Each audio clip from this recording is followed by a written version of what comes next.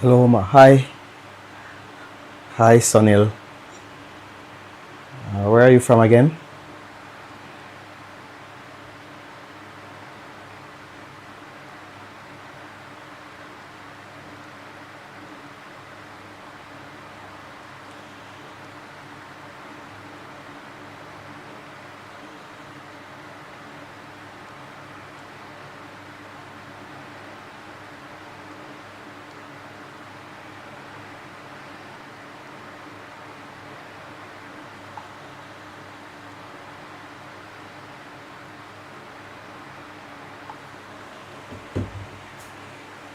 All right.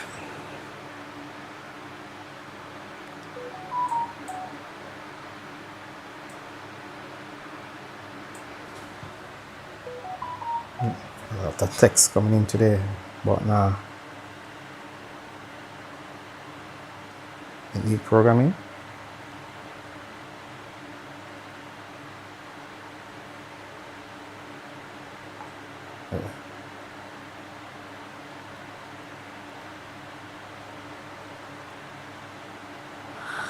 All right, I am well, master. What about? I'm okay. All right, I'm about to start. I want to repair at least maybe 3 in the stream. If I can stream for 2 hours, maybe. I don't want to stream past more than an hour and a half, maybe 2 hours maximum. Yeah, but otherwise, yeah, I'm okay.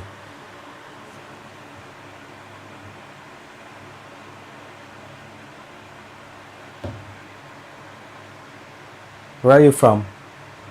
That sounds like that seems from India, right?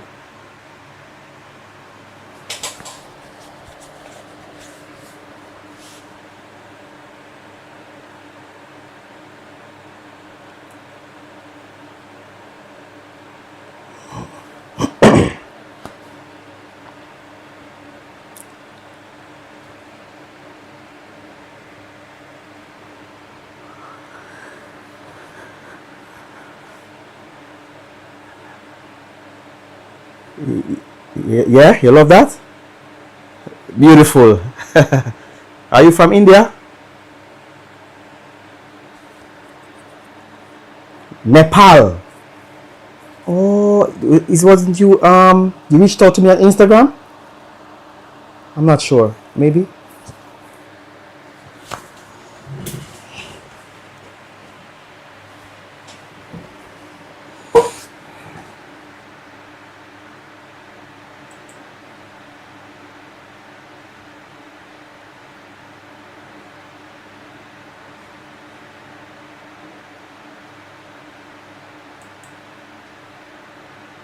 All right.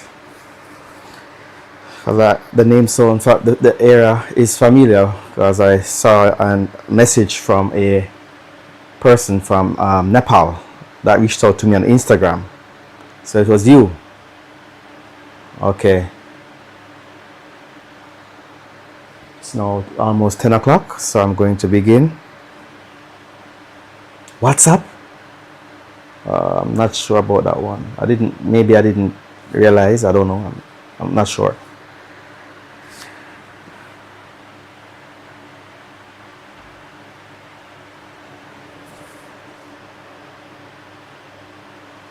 Well, I'm glad that you like the way how I work, and I'm flattered by that compliment. Yeah.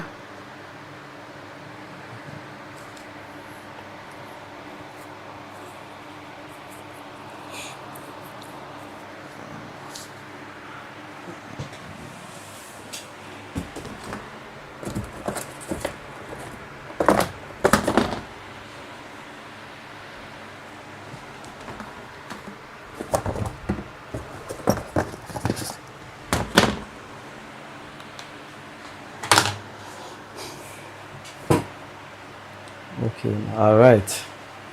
So I will begin. So yesterday I was working on this computer, but because of time I had to leave. Right, it was dead. Someone was working on it before, but it seems as if they failed. So I'm going to go over what I did, and then I'll see what I observed. It seems the CPU is broken.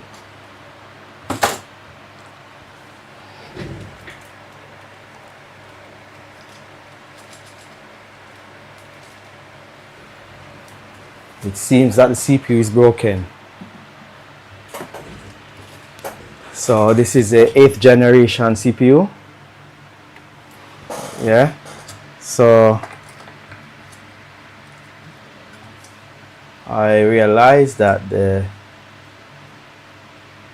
unit is powering on and it powers off immediately.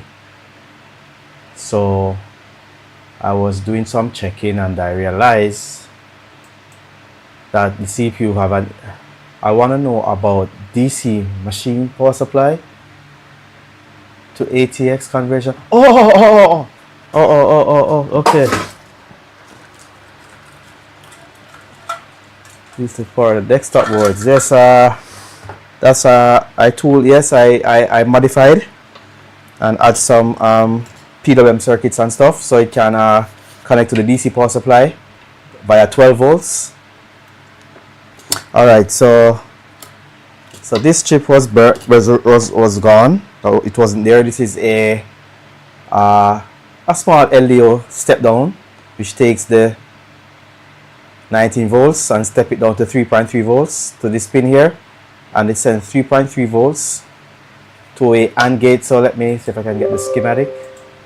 I'm just explaining everything that I found and where I'm at now currently with this repair. Alright, so I'm going to get the schematic. So it's LAE12.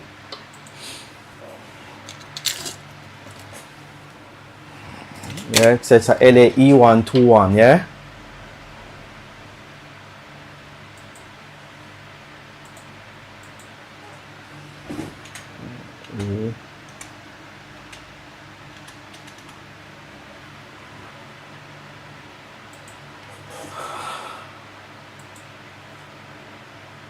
If you got time, I hope you reveal that tool too. Okay, I hear you, my brother. You find it interesting?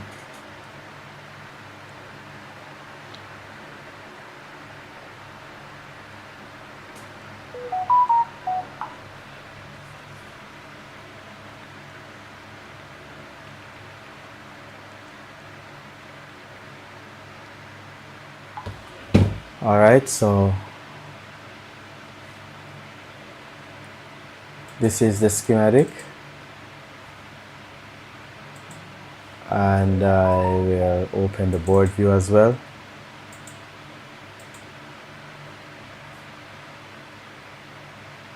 Anyway, let's work for now. Okay. Oh, all right, so I have here the schematic. So first of all, as I said before,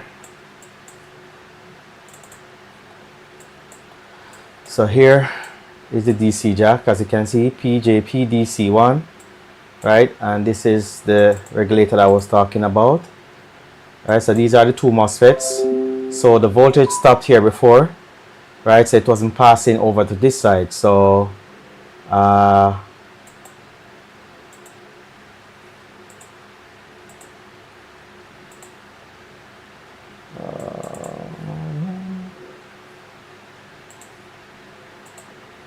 small.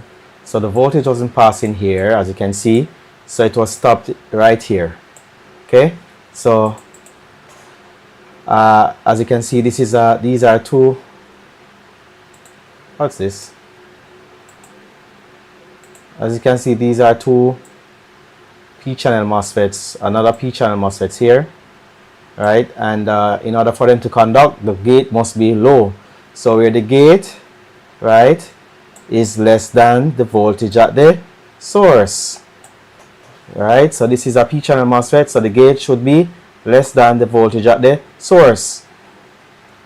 So as you know, this is controlled by an AND gate, as you can see. So it's A and B, right? We have O, normally should be Y. So these two pins must be high, right? If these two pins are not high, then you can't get an output at pin number 4, right? So this is a AND gate. So as you can see, a voltage is coming to here, to pin number 1, right? And this is ACVE underscore in underscore NB, right? And this is coming from,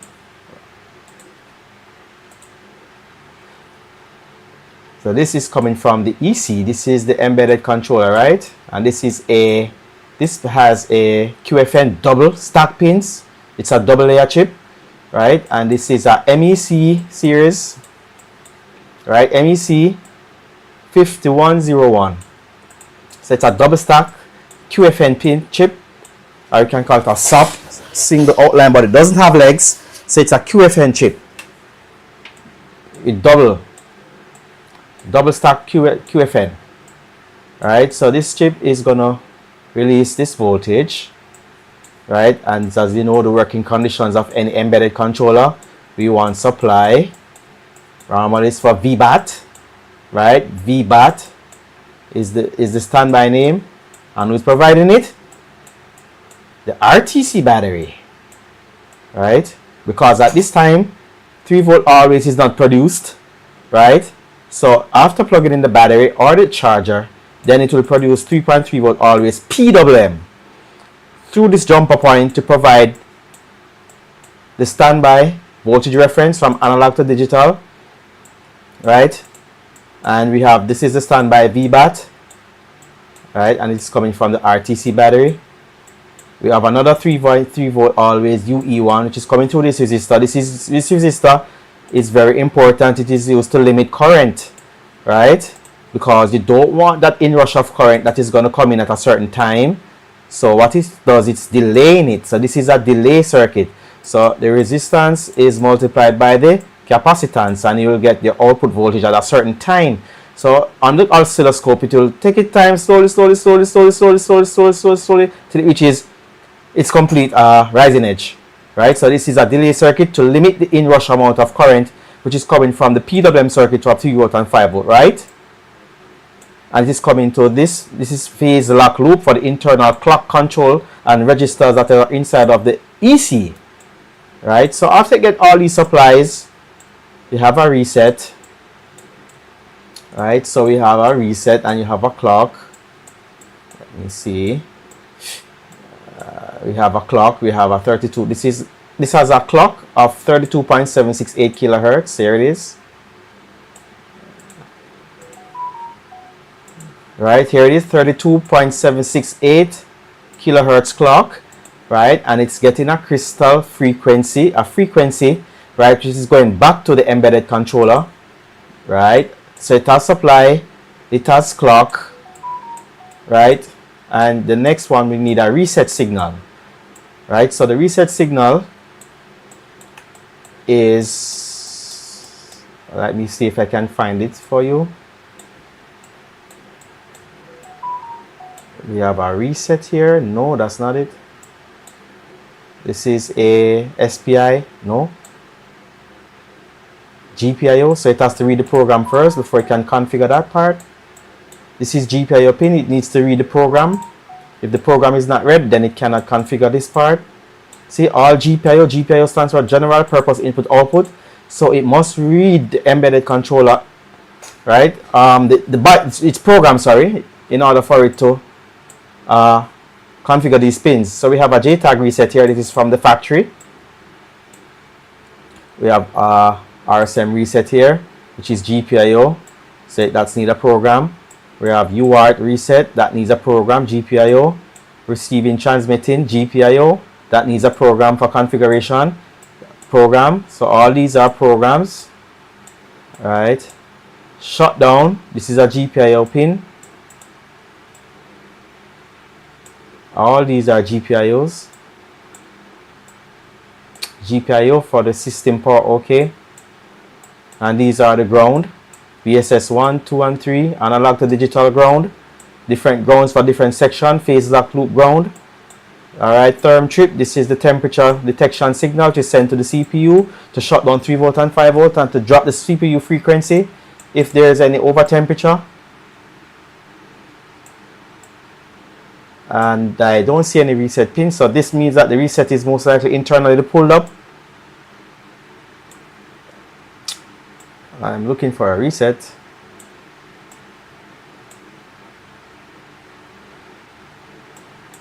Let me just see if I see any naming convention, and then I will know if this reset is internally pulled up or it is supplied by a logic circuit.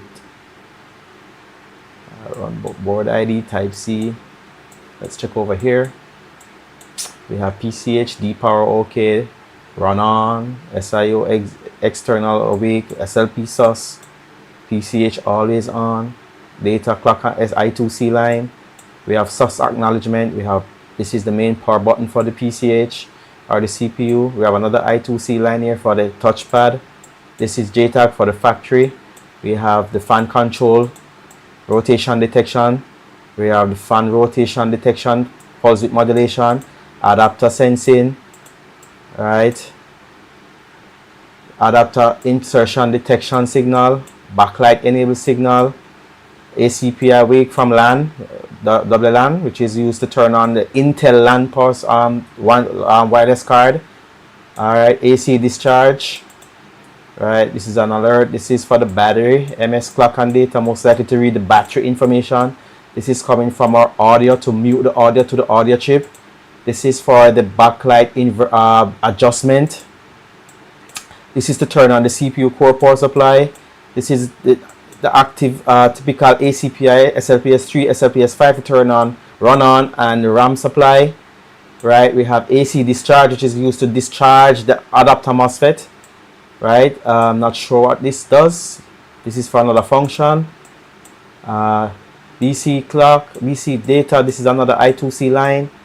We have ESPI bus, ESPI reset, right, and ESPI, which is used to replace the typical LPC bus.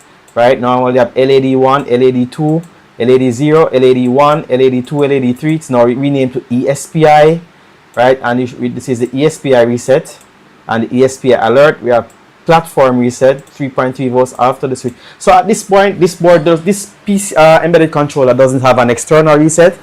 It is reset internally, so you don't need to check for a reset signal.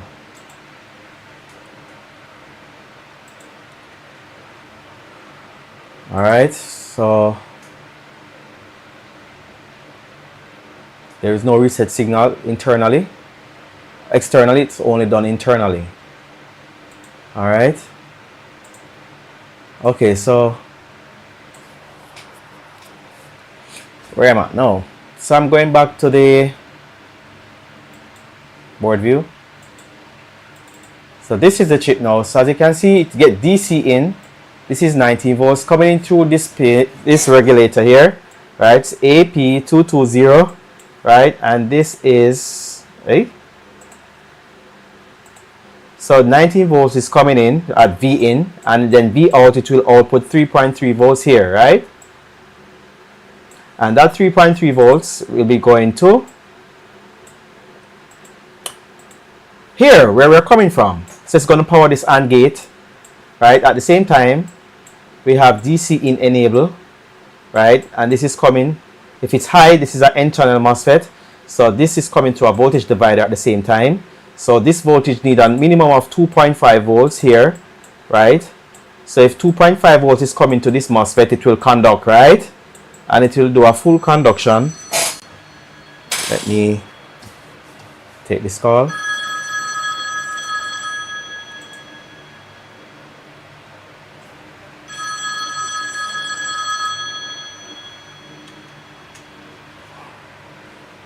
Yes.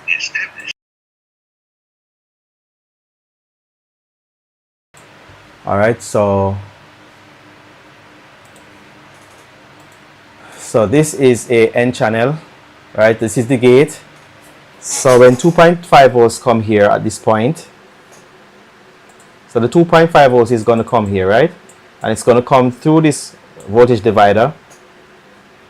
Is it a voltage divider? Oh, no, it's not a voltage divider. So 3.3 volt always is here, but it's not generated as yet. But we have 3.3 volts here as well, which is generated from the LDO. So that 3.3 volts, at this time, the EC is not working. So the EC will no more normally send this signal. So this is 3.3 volts coming from this regulator that I've just showed you from here. Just coming from here.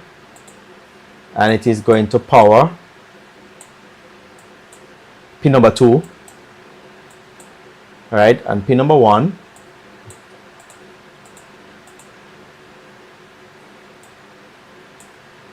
See this voltage coming from? It's coming from a operational amplifier. So this is the non-inverting and this is the inverting.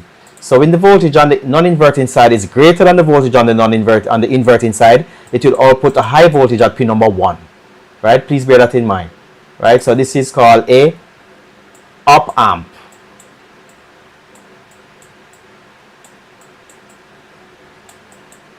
Right, shortened for operational amplifier.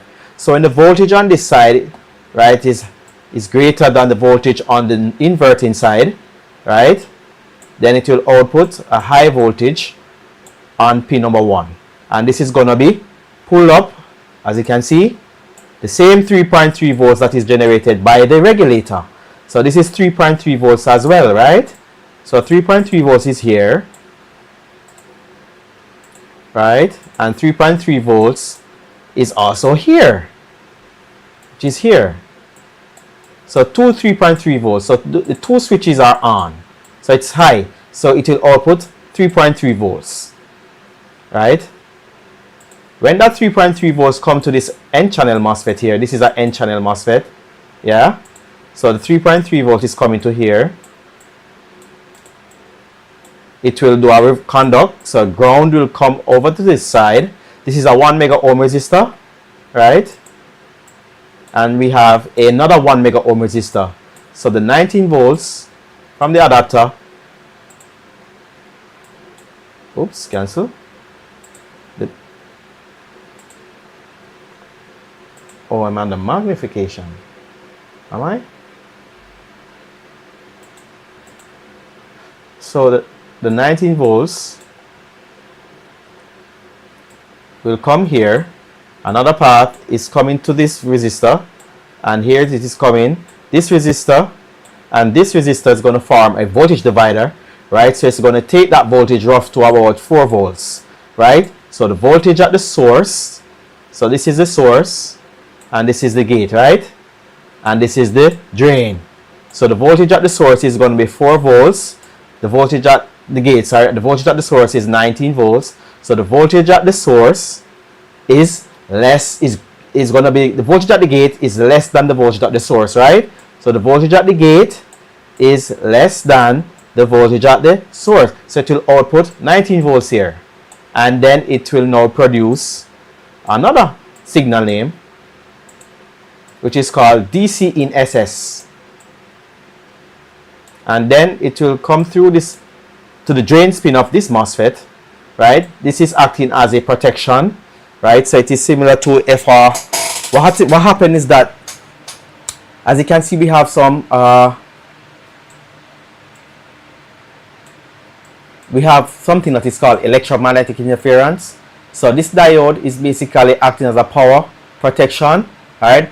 So it is basically protecting from any reverse electromagnetic interference from this side of the board, right? So if a spike should induce on this side of the board coming back, right, it will stop it here, right? It will stop it here. So this is acting as a barrier so that it don't burn your adapter, because it can send a feedback through the electromagnetic interference. Also, this MOSFET will be burnt, right? And also it can burn your adapter. So this is why most time when you look at the DC jack, you will see this coil burn and these capacitors burn, right? There's one on this side and one on this side. So this is used to protect, this is called EMI,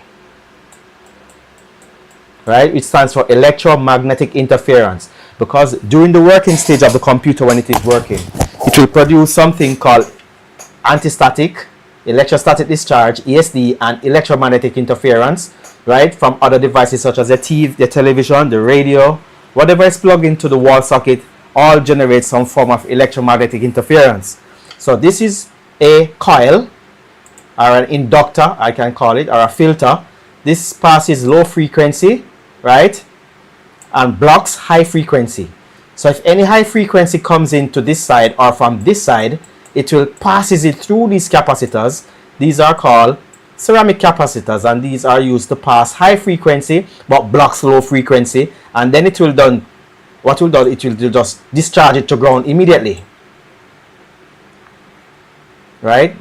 And then we have a clean stable DC output, right? So these capacitors must be connected to ground, right? And this is used to protect the board from electromagnetic interference. All right, so this is the order. So I found that so after replacing this strip, the 19 volts restored to the board. All right. Let me go back to the. So the 19 volts was restored here. All the 19 volts passes and produces plus DC in, and it generates the common point, which is roughly 12 volts. So this is the fault that I'm having now, is that the board is not, it's turning on and then off.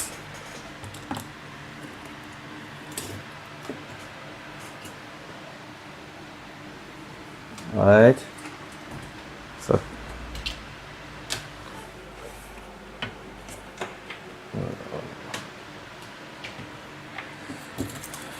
the board is turning off and on and then off. So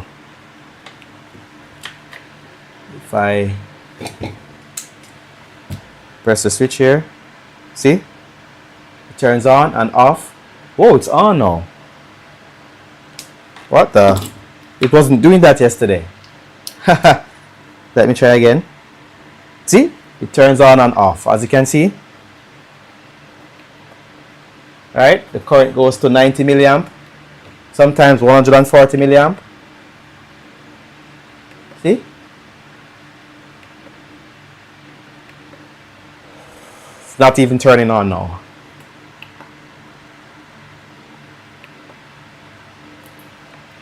So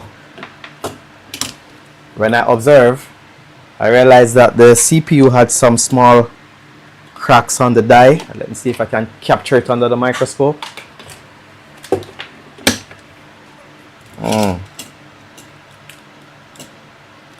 I see some scrapes on top of the die here.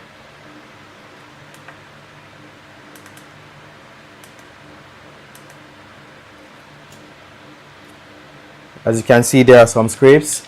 So the core of the die here is damaged. I don't know what happened. Somebody was trying to repair it before, and there are some small cracks here.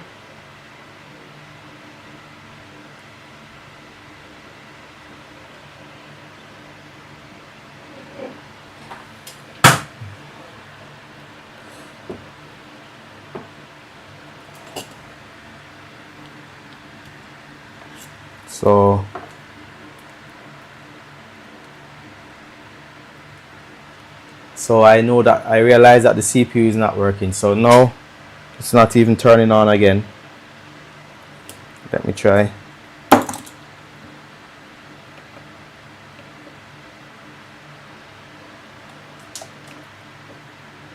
See?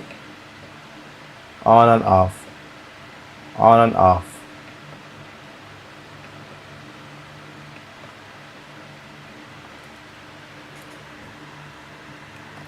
So I'm going to, I already have a CPU here. This is a 8th generation i5.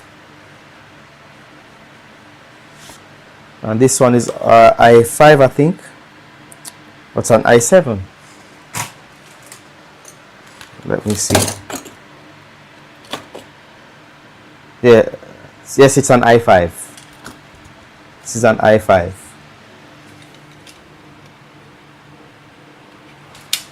It's an i5, 7th generation.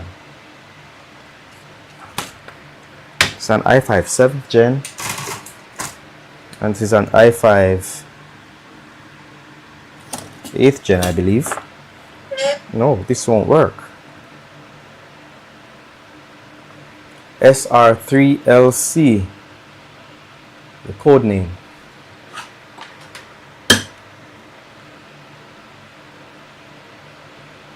SR3LC.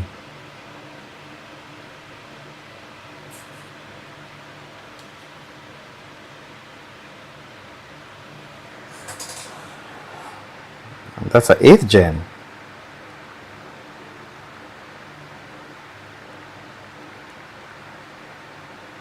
Yes, that's an 8th generation.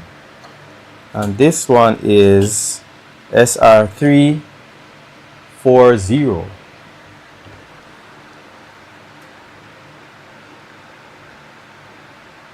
7th generation.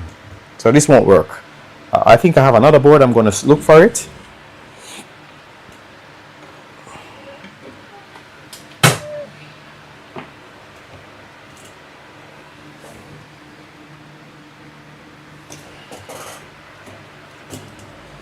Let me see if I have a 7th generation.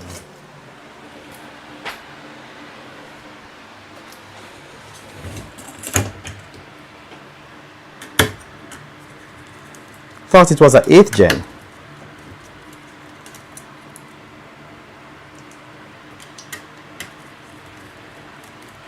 Alright, so I want to replace the CPU today.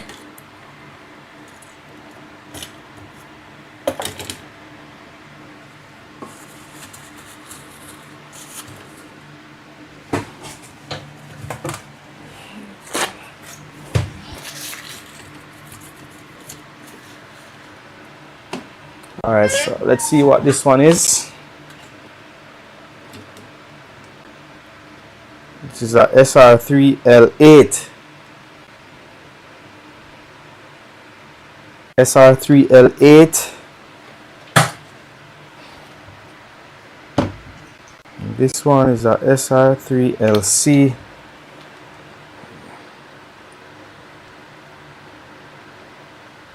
SR3L8. 8th gen. Still can't work.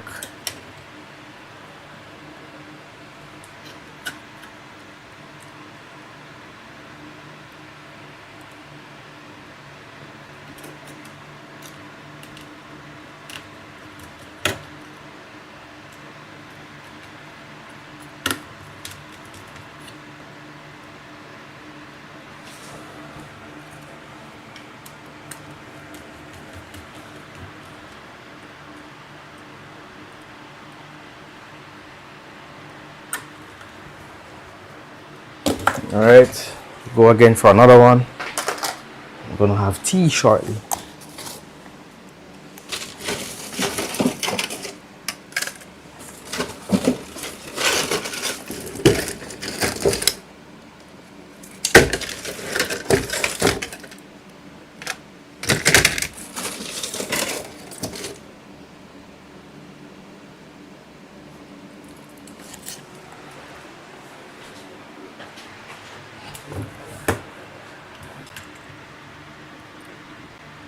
SR2F0, that's a, let me see, SR2F0, 6th generation.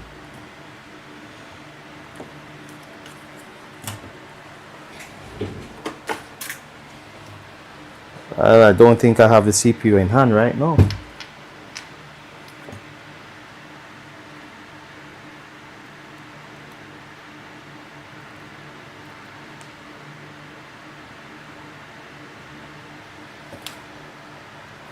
I think if I try, 6th and 7th generation have the same timing. They both have the same timing.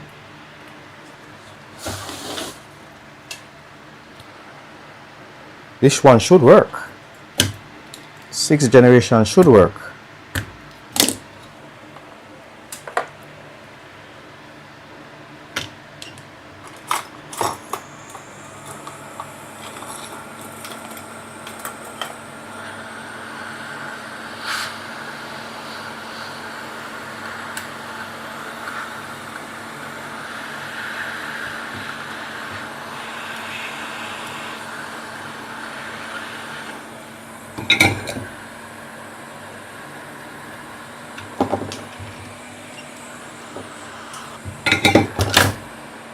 Let me see if the coils are intact. So I have VCC SA, I have 9,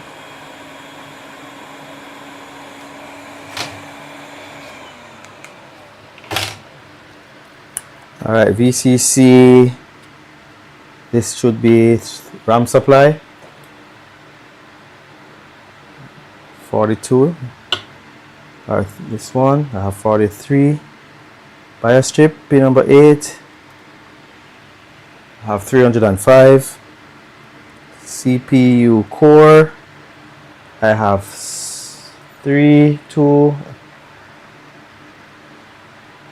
Alright, VCC GT, I have 4.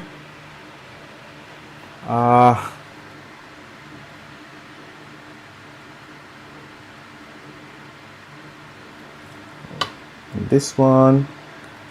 Alright, so I think it's a try.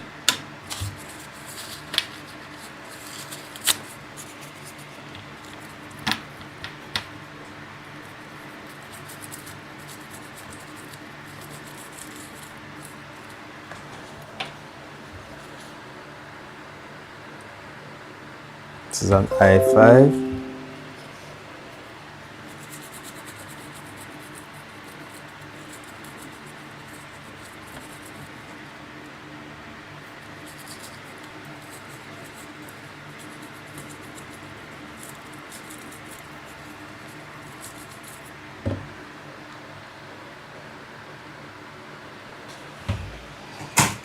Alright, so I'm going to go over to the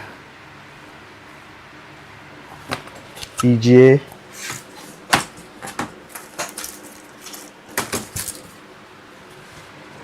It's a Dell Latitude 7280.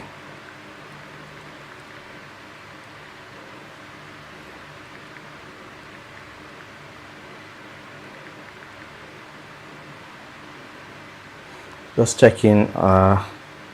Alright, so as you can see on my phone here,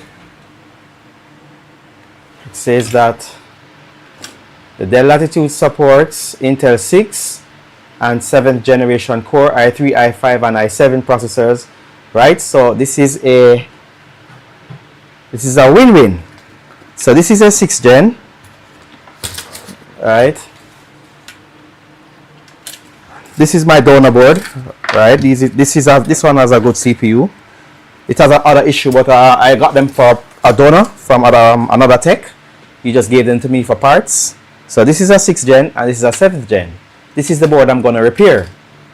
So this board supports 6th and 7th generation Core i5, i3 and i7. So I'm going to take this one and replace it with this one. So it's a bit of a downgrade, but the customer needs something to use. So I'm going to take the 6th generation and I'm going to transfer it over to the one with the 7th gen. Alright, so I'm going to go head over to the BGA machine. Beautiful machine. Is it stretchy?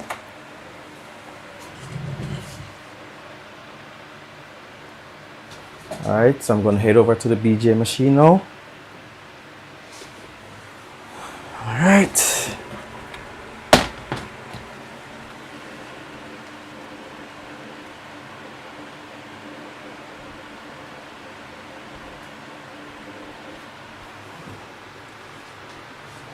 First, let me add my Kapton tape to the core for protection.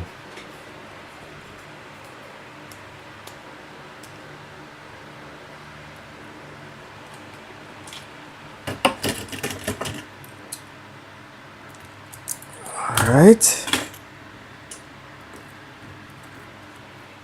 Alright, this is... Oh, let me remove this is going to have a big issue on me, so I need to remove this. I need to remove all these Kapton tape because I don't want it to mess with my temperature. And so I'm going to prepare the ball first. I'm going to pull this working CPU first, reball, and then I'm going to put it on this part is the hardest part. So let me do the hard part first.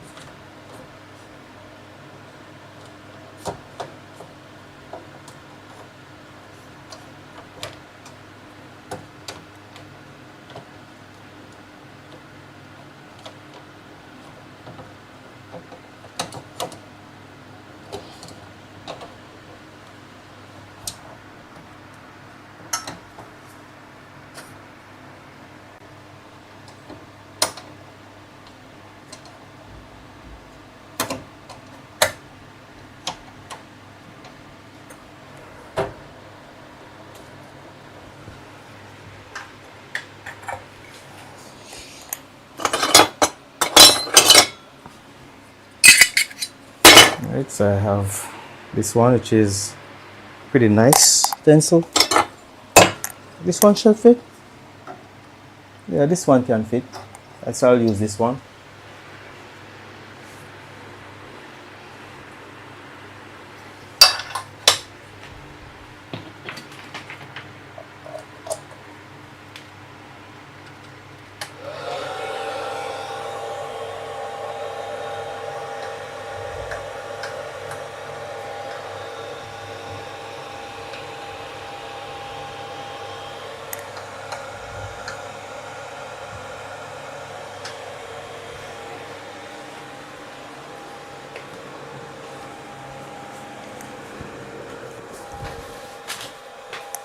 All right, so I'm gonna start the machine.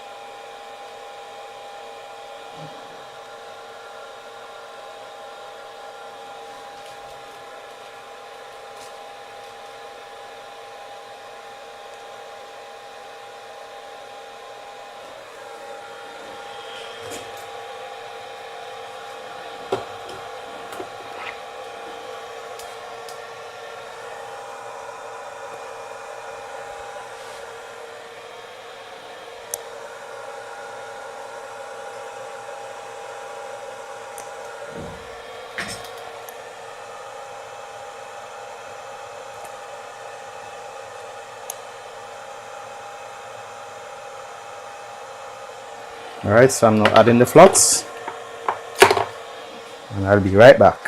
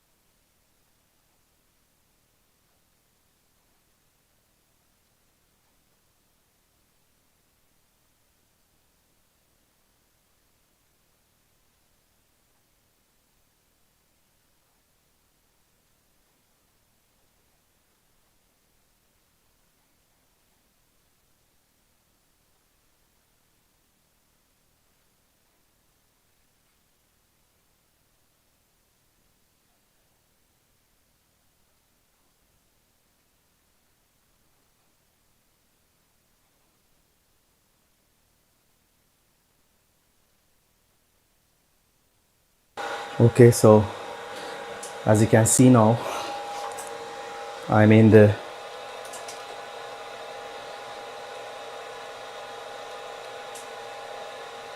as you can see, the flux is starting to boil under the chip, and the temperature should be 240 degrees for me to lift this CPU successfully without damaging the pads, damaging the leads under the CPU, or shifting any of the components around the CPU, which can be a nightmare. So you don't want that. This should be a precise lift, which is called the ZIF lift.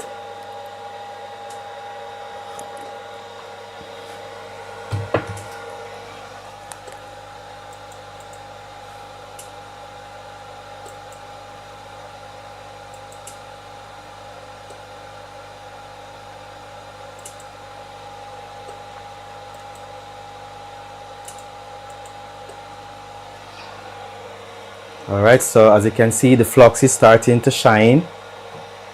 Sorry, the flux is starting to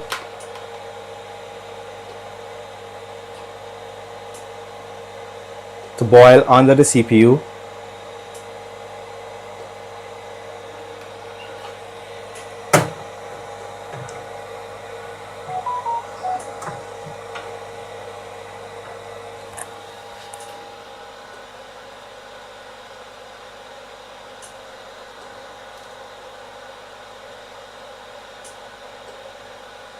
Alright, so I'm now at 220 degrees,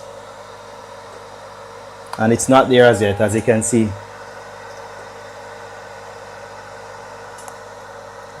Uh, 230 degrees. Now it's ready, and I'm going to do the ZIF lift.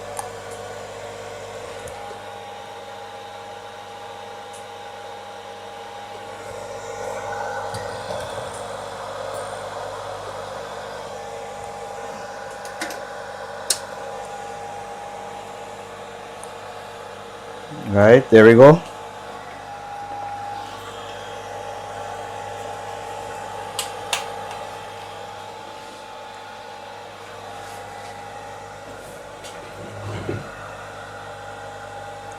So here is the CPU now, it's off.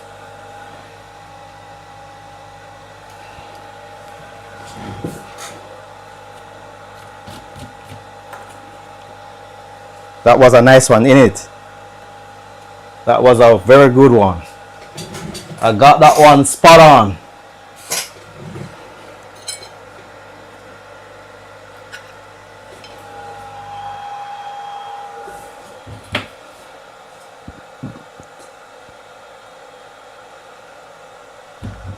Alright, so I'm going to clear this chip to add new solder balls.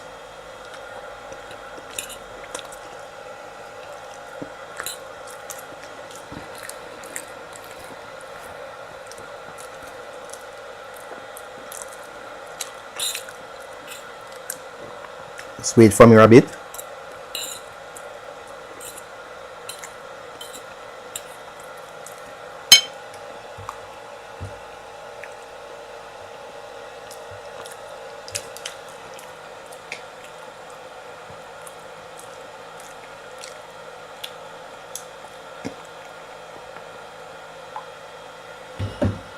Alright, I'm just having my breakfast at the moment, so just give me around 5 minutes.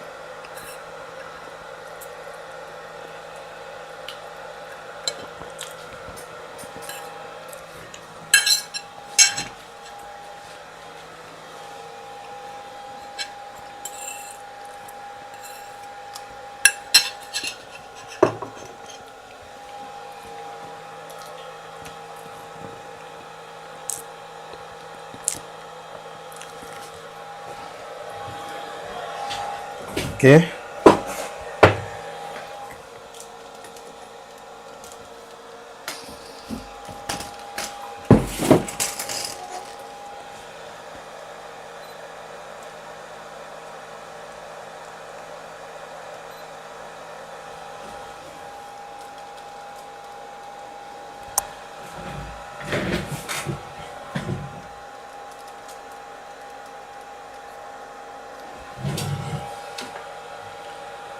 All right, so I have my tea. So I will replace. I've been streaming for 1 hour now. Can you imagine? That was quick. Still feels like about 20 minutes. All right, so this is the CPU now, as I said before. So I'm gonna reball and have it ready.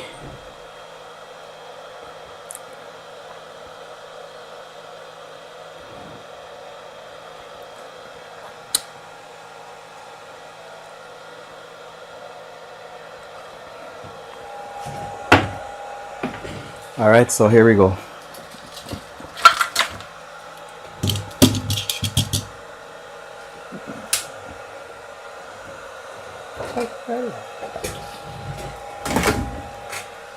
right, so I'm gonna turn on that fan.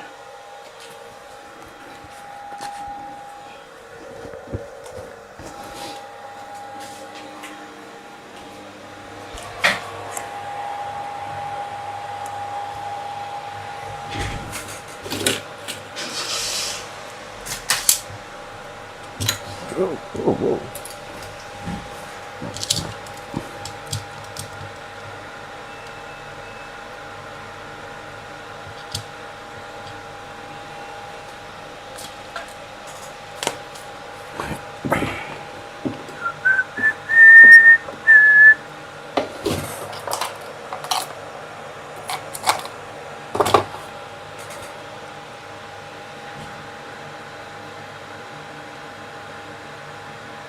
I had to eat my breakfast there, so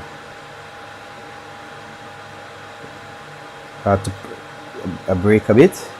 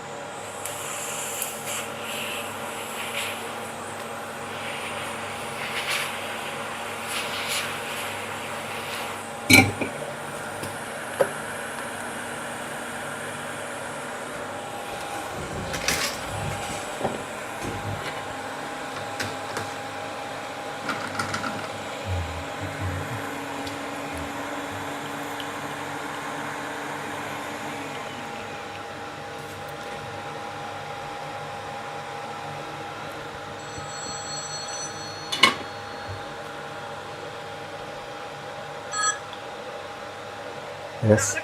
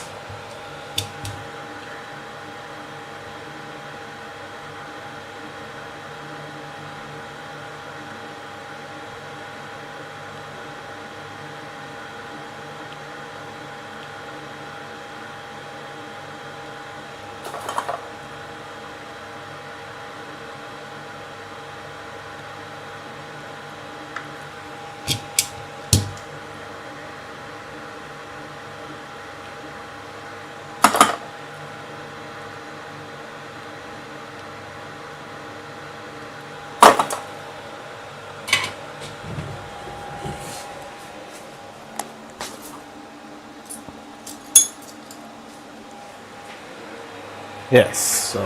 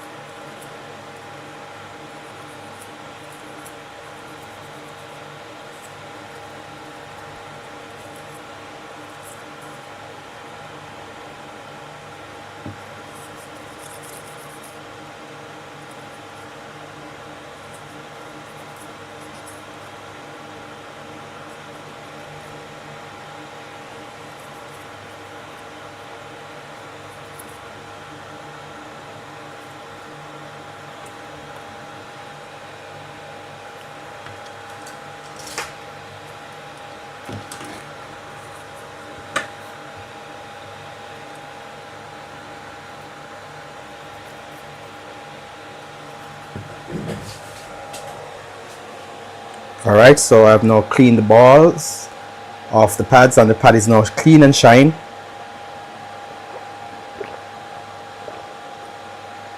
Ready for the reballing process.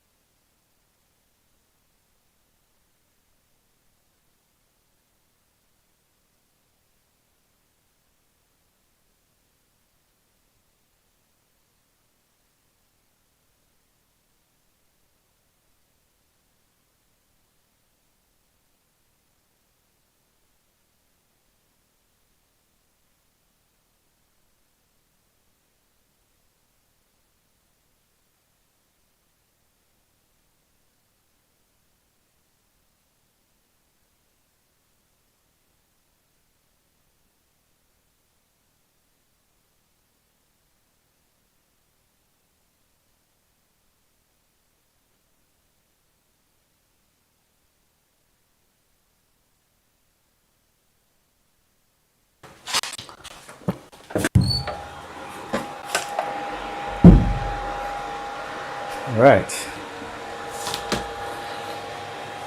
Now I'll get the stencil set.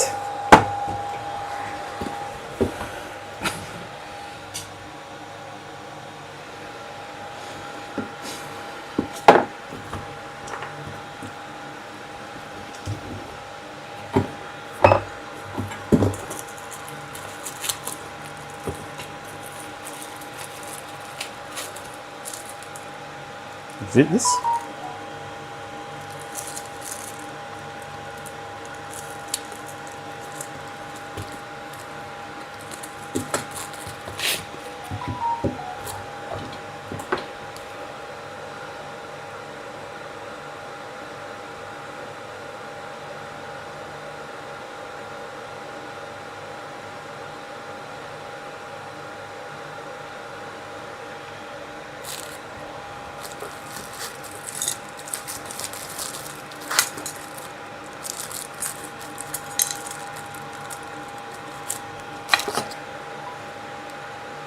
Alright, so this is the, yeah, alright.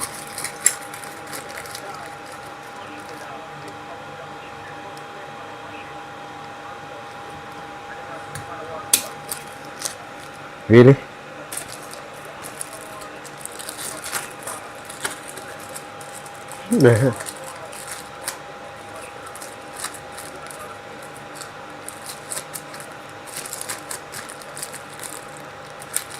Shit. Alright, it's here. I think it fit up. It actually fit up already still. Yeah. Well, let me take out back my chip. That never really work out. All one. You must well look for it. We can't find it.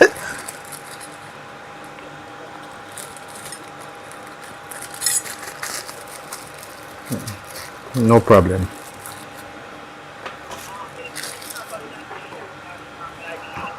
Yeah man, the back and cover, it have back cover the screen of it. Remember I carry the whole, the pull up, you know, one screw never in there. A screw? Hold on. I have the heat sink up on it. Hold on. Oh, see it here. Alright, you see the heat sink is there. Yeah, the heat sink up on it and the memory and the Wi-Fi and the hard drive, but no battery though. Yeah. Everything else there.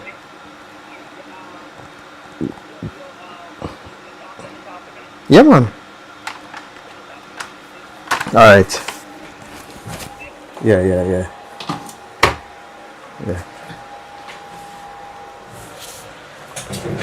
Alright, sorry about that. A call came in.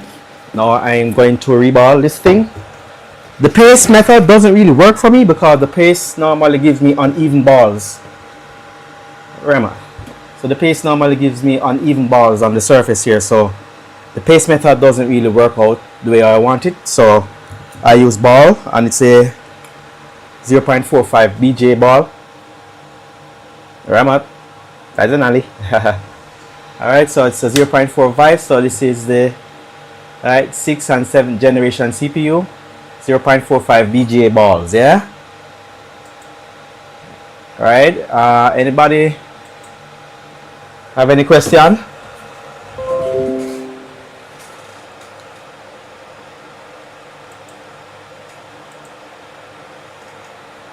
Anybody?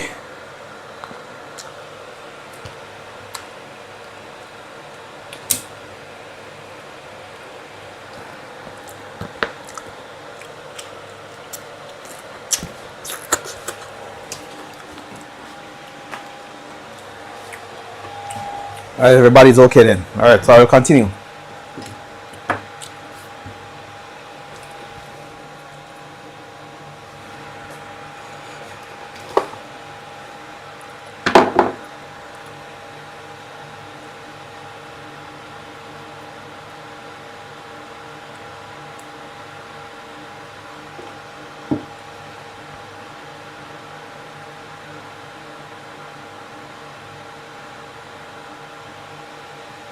No master. Alright, good. You already know how to reball already, right? Have you done this type of repair before? Replacing a CPU?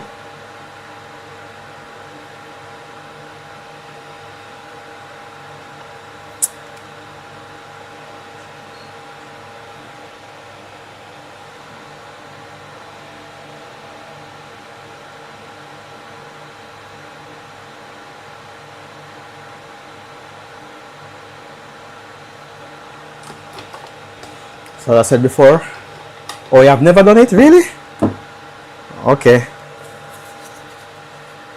Takes a lot of practice and a lot of preciseness, right? Because any fault you have to start over, or you may popcorn the CPU due to moisture inside, or you might have difficulty reballing.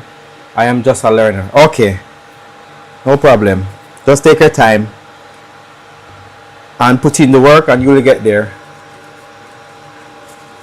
Just take your time. Alright, so I'm now adding flux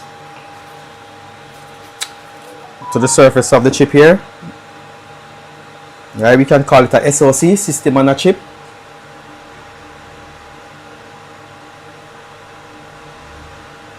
Alright, as I said before, the balls, the solder paste doesn't work for me, because what happens is that there are some capacitors under the these capacitors, these capacitors are at a certain height, they are at a certain height, and if the ball is too flat, it's too low, what will happen? This will prevent the chip from solder. So that is why I use a ball 0.45.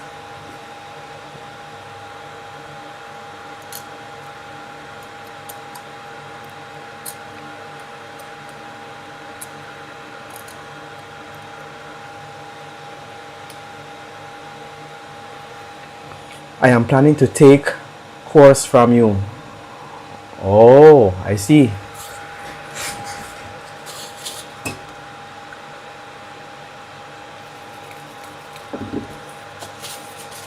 No problem. Alright, so as you can see here now, the chip is now inside of the holder, the jig. Before I do this, let me just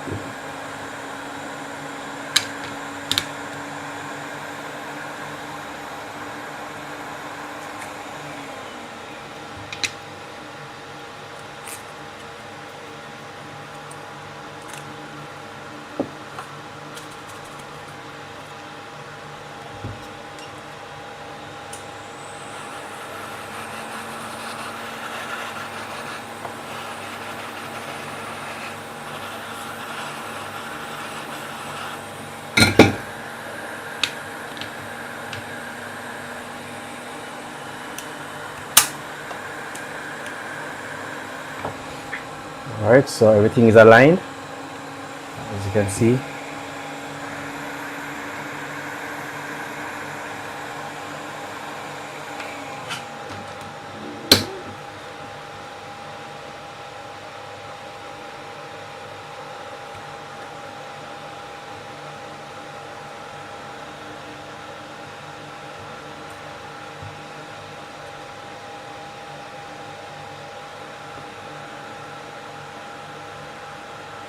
Just making sure that all the balls, the pads are exposed and there is no lint or any debris which can cause a ball from not going inside of the hole, because that can cause problems. And then you will remove the stencil and think that all the balls are soldered, and they are not. So I have to make sure that you check all. See, I have a lint here. Let me remove.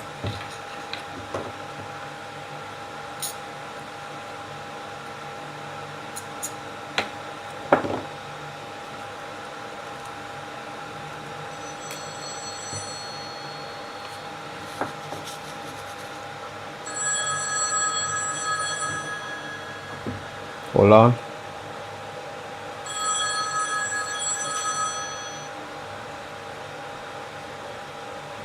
Yeah, I never get to come yesterday. I'm coming today, yeah? Yeah.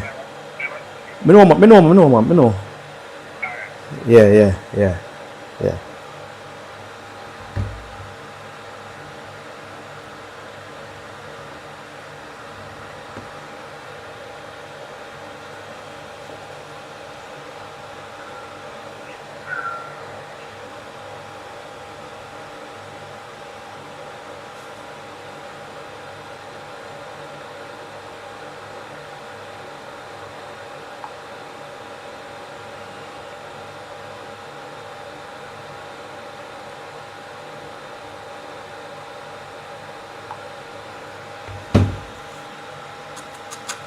Alright, so sorry about that, the call came in. Alright, so good.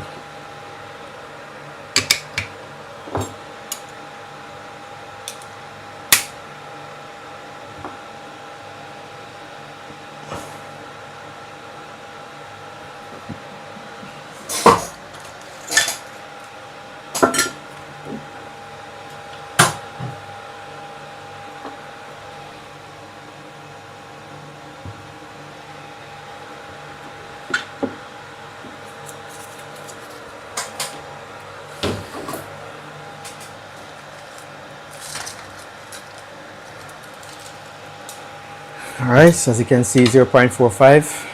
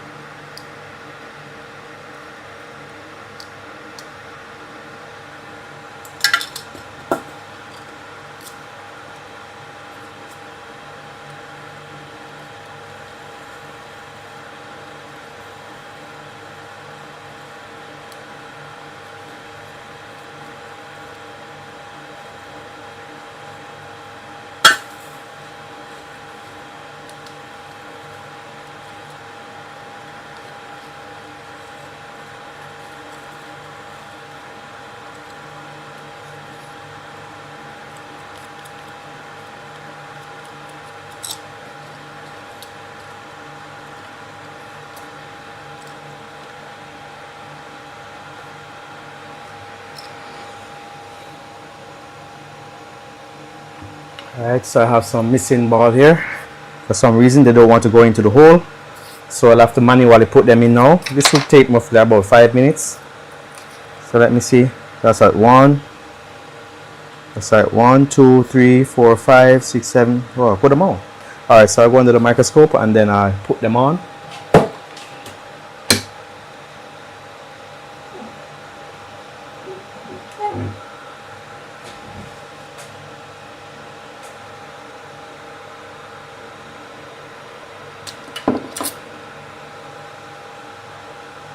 Starting from this side.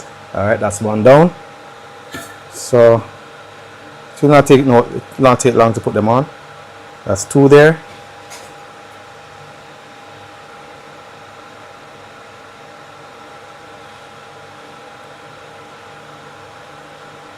That's 3.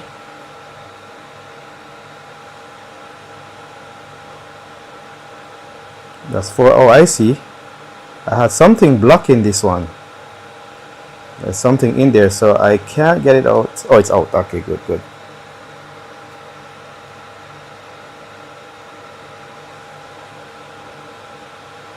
That's 4, I think. And here we have 5, 6. All right, 7. All right. Here we have 2 more. Yes, there are some lint here. That's what's causing it not the balls not to go into the holes.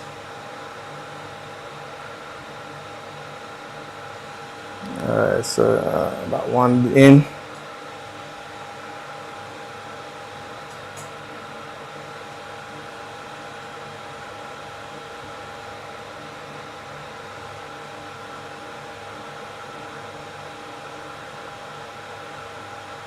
Alright, there we go.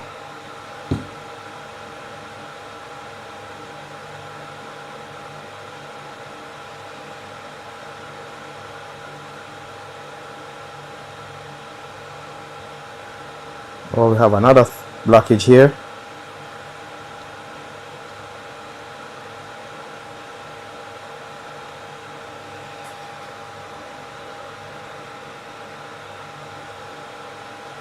And I have one here.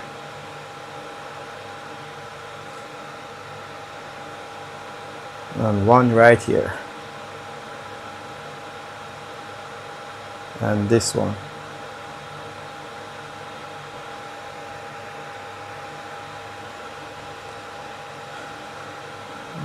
This one and that one. No, 1 hour and a half. That means I can only repair one computer today.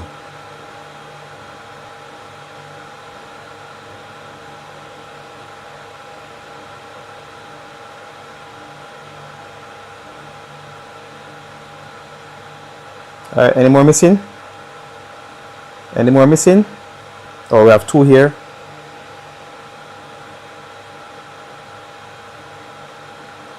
I have one left. Oh, I have another one here. There's a blockage.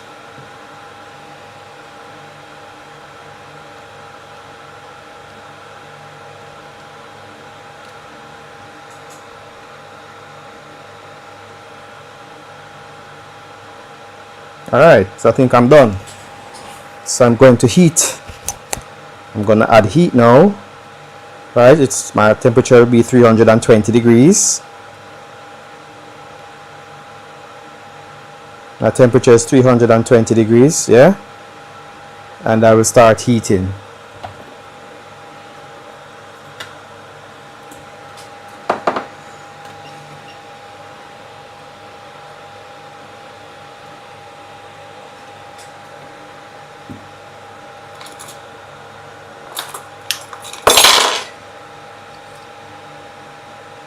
I will start from the left and then slowly to the right. Starting from this side.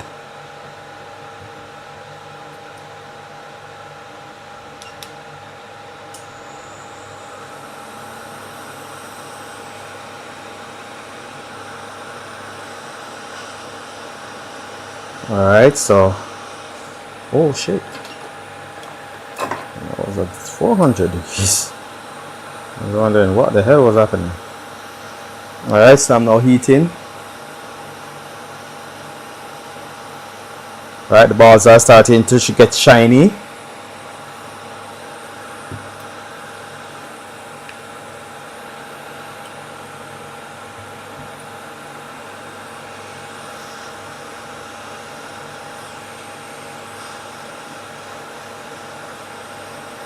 As you can see, the balls are descending. The balls are descending and they are getting shiny. And they are descending, so they are solid into their pads. See? They are descending quite nice. Beautiful. Ah, I love this. I love to see when the balls descends.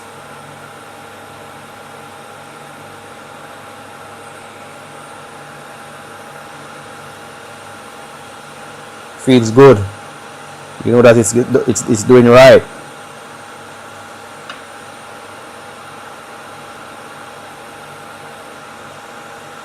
Yeah.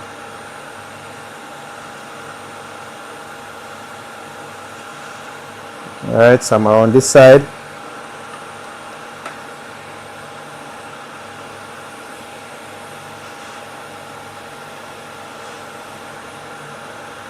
Alright.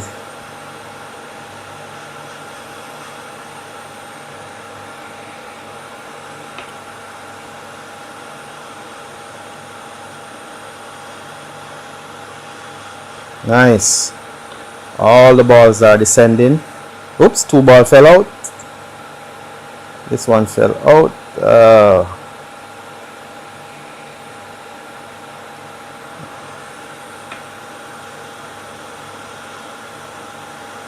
Alright.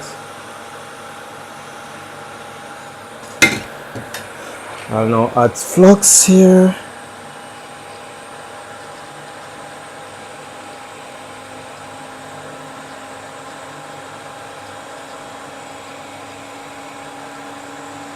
Alright, just adding some more flux because the previous flux is dried out. This step is very important. Let me just grab a ball.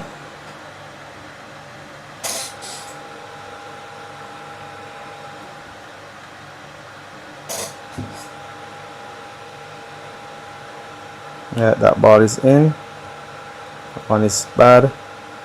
These balls I haven't soldered yet. Alright, so I'm going to go over it now again, one more time.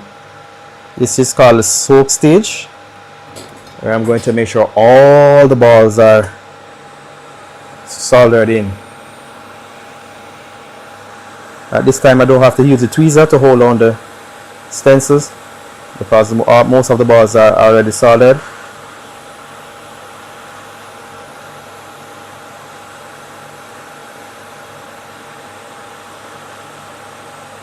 Alright, there we go. Nice.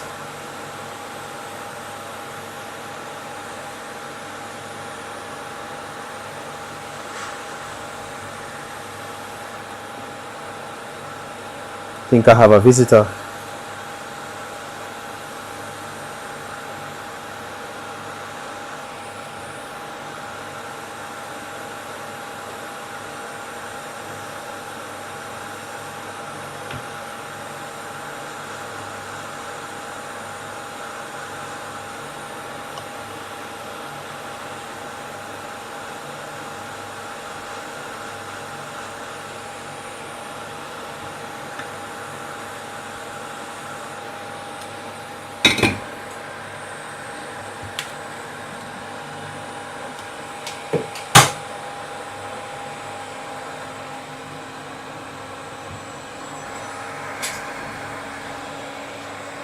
Yes, is that you in the pro box? Yeah, that's mine. Yeah. Now come meet you at the door. Alright, so yeah. Alright, so the ball, the chip is. Can you take a look?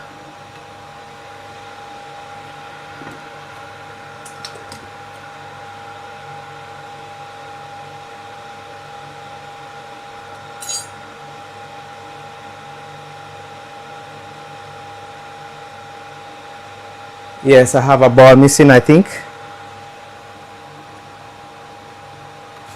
Hold on.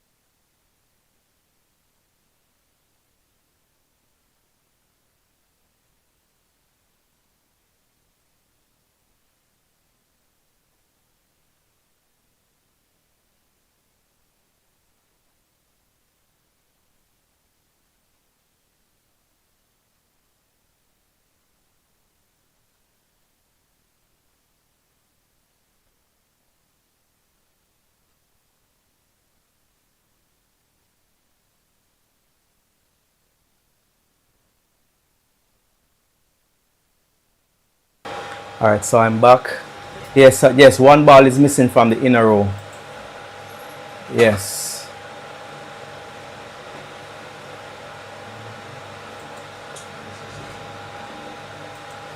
Alright, so one of the balls, so let's go back under the, let me go back under the microscope so I can get a closer look.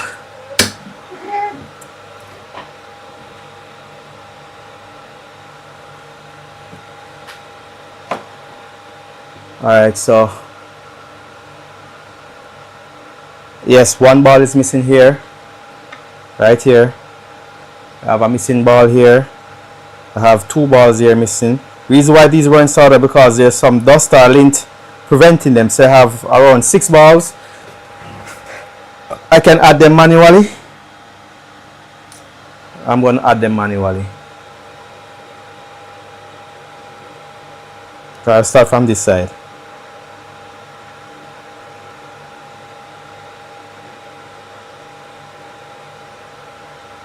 Alright, this is one. Yeah, Anthony. I never know, say, the technician them that work there, I know him. He's work at Papine. Work there. One dark one, the new one. Work with me? Yeah, yeah, he's work at Papine from Mr. Knight. I'm frightened because when I come, I say, wait, what the hell are you doing here? And him shocked too. Eh? Him shocked too, because I say, oh, where are you? So I say, oh shit.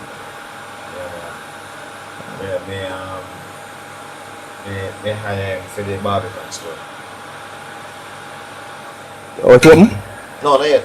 But you don't have to, don't know how to hire and train. Yeah. Them ball like kiss. Yeah, they kissed.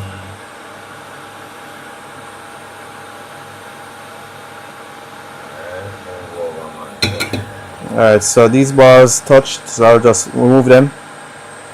1, 2. Alright, so let me start. Go again. Those 6 missing balls, right? No, we have 5. 5 of them? Are they ground or you check Ground. ground or communication? Ground. Grounds, most likely. Or why you have to put the grounds back if there are a lot more grounds? Uniform. Eh? Uniform. Okay. Yeah. Alright. Yeah. Makes sense.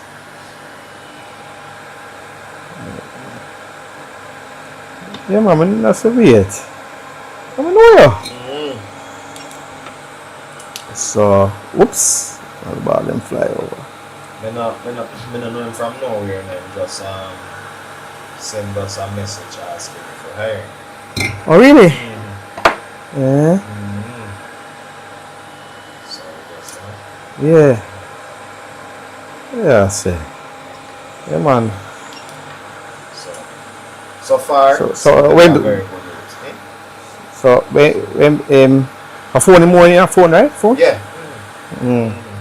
The country full of so much phone, man. Boy, I tell you. Yo, Kingston loaded with phone shop. But them not skill, that just regular repairs them though. That I think. Yeah, change screen. Yeah, chain screen, battery charge port. Yeah. And then when they want, we know for the day harder, they come to me. Yeah.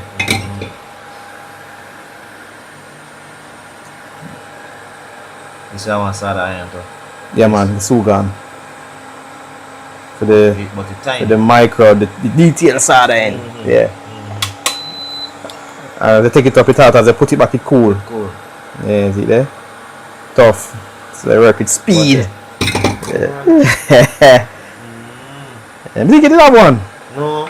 Okay. No, we have one enough, but not this brand. The brand I have is quick. Quick and good brand. Yeah. But I like Hakko though. I like the Hakko brand. Hakko, yeah, the blue and yellow one there. Yeah. Hakko. Yeah, Hakko good too. That heat fast and thing. Yes. Yeah. But A prismatic first, me see with it. Yeah. What we really want though is we want a soldering iron really fine. You see all that tip you find? Yeah. We Have want some fine. so we can go in a some. Yeah, man, me have a. Or we can go in a some tight space. Look there, man. Yeah, man. Yeah. Yeah, man. This are the curve one, you know. The curve one, this. That one, the curve and this are the. I'm gonna use this now for like general. General side. Yeah, like some loose, some, yeah. But I'm gonna do this now the the real micro side. Yeah. Yeah. Yeah, the real micro. This is I have one of them camera on top of my microscope. but it's not Same as brand? No, Oh. It's not as clean as I want it to be.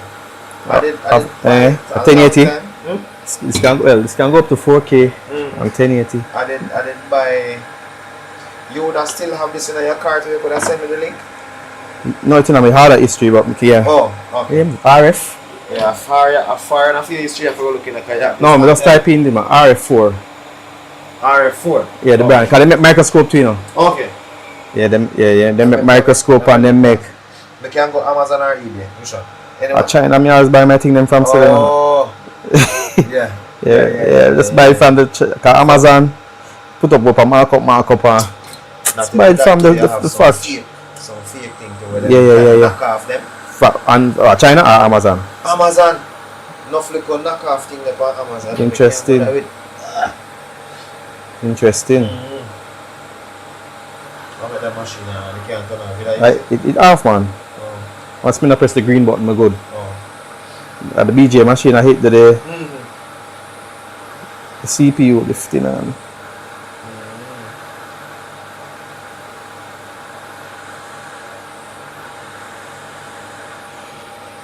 People always come in my office and say, yo, interesting, right? Yeah. Them just say, oh, nice. Yeah. This is why I true me no fix phone, isn't it? Yeah. It's a phone more get recognition. More recognition than of a computer. Yeah. Phone more in demand. But it's in demand. It's still in demand. Yeah, it's still in demand. Yeah. You find it? Alright. So you know Mr. Brown? I5 Jamaica. Right. Come see put up a thing I said powered something with I5 behind it. Yeah man. No. Are you? Yo, yeah. So you put up a phone and fix and I say Hi-Fi Jamaica. Right. So you fix film phone and tablets and it. Oh. Right. So you see any laptop repair? Like him advertise hard. It's like screen change, you would do them for screen change. But you can't buy a laptop repairs, brother.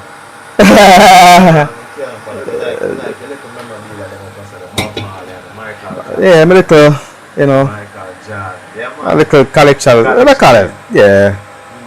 Like a decor thingy. Yeah, man, it needs. Yeah, some more up there like bolt and. Yeah, a man come and just buy them and then just build out the whole thing. Desk and everything. Yeah. Never check AliExpress. AliExpress me buy that from still. Most of my tool them buy from AliExpress. So you have to give me help if I see I'm happy about no man come broke my foot in a down. And I go buy me a play too. Yeah. And then you say the money I play fan. I play fan clubs, so if your foot broke them can yeah. If your foot broke it upon your own, brother. It upon your own. You go pay a bag of money for X-ray. This, that.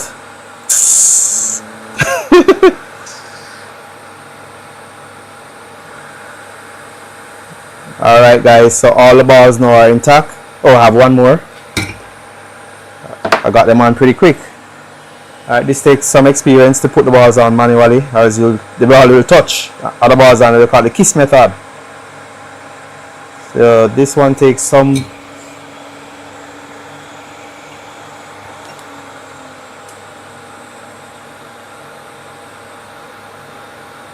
I have flux here bothering me here. I have too much flux here. Let me see if I can catch it.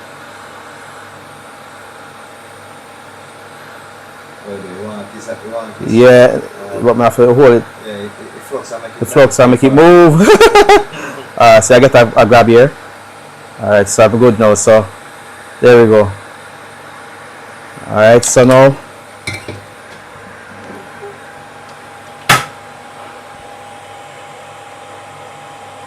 alright, so all the balls now are soldered.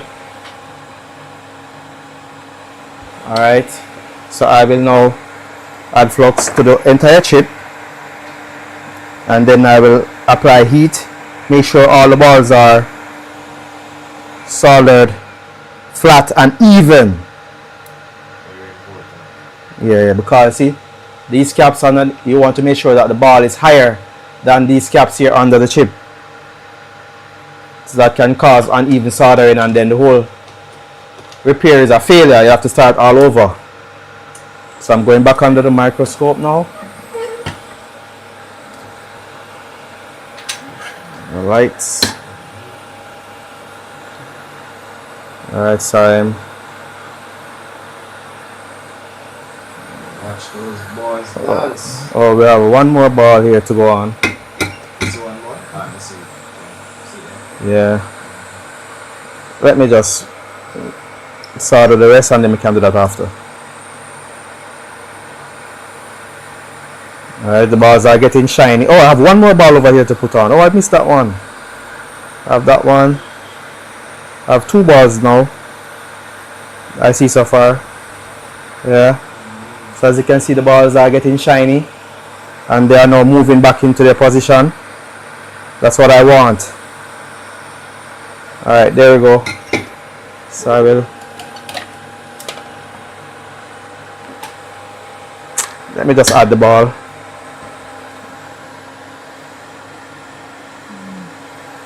Oh. Alright, so we have one here.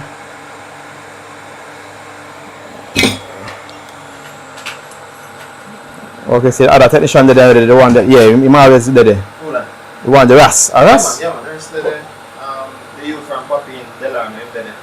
How much you have? Two? 3 texts. Right. Yeah.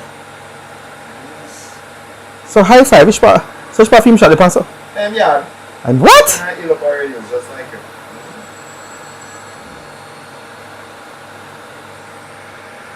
Yeah, I did look already. Hello? Yeah, it work now, One MOSFET. Yeah.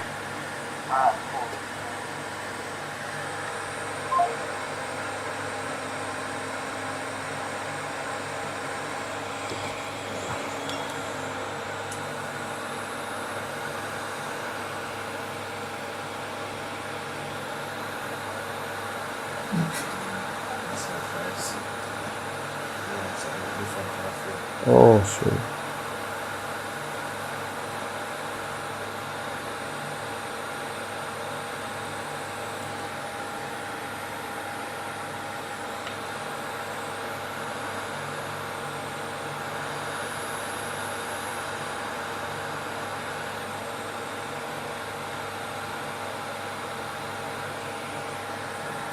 Find it?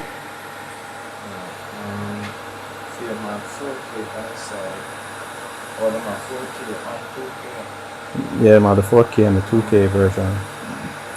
Alright, so all the balls now are there.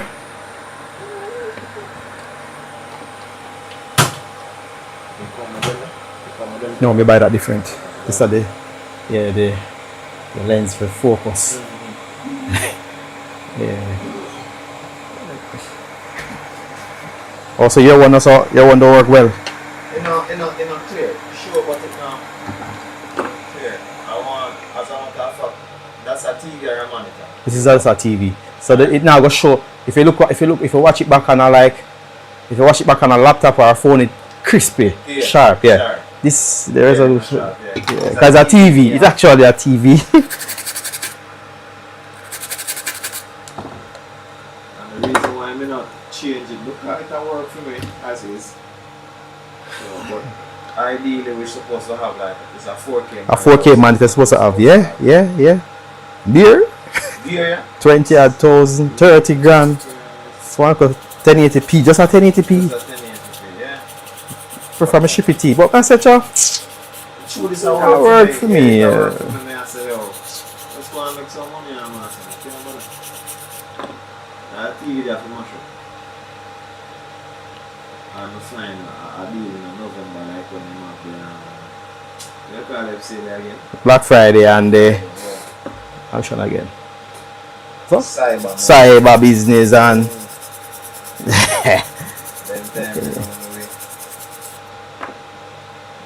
Yeah. Fancy. Alright, so now I have a fully reballed chip now.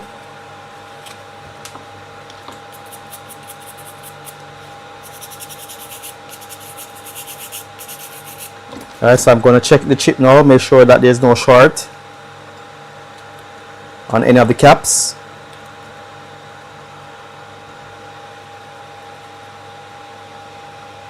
Alright, so it's now nice and clean.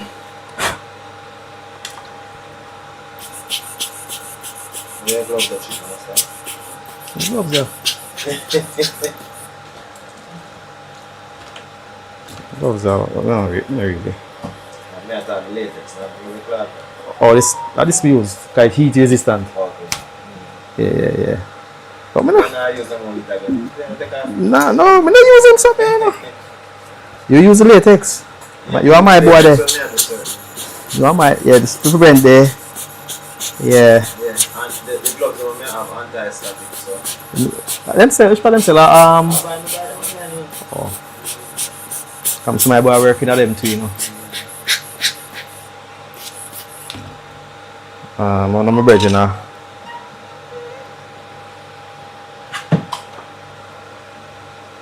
Right, you're not bright enough, so I have to have additional light. Right, yeah. Microscope light, not bright enough. Mm-mm. Need a little focus. Some ball them nice. Yeah, so Let me see. alright, so the board, everything is now intact, so I'm gonna solder this thing now to the new board. The board that I'm gonna repair. So let me check now for shorting.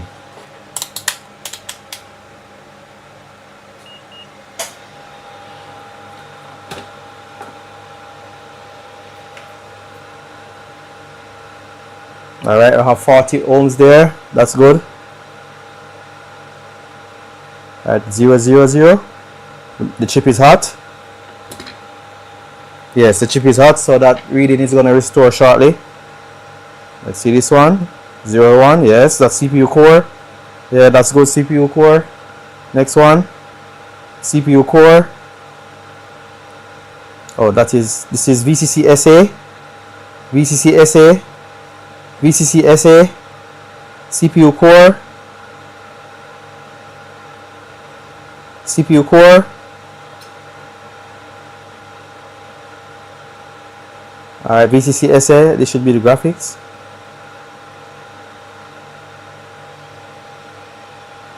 Oh. Yeah.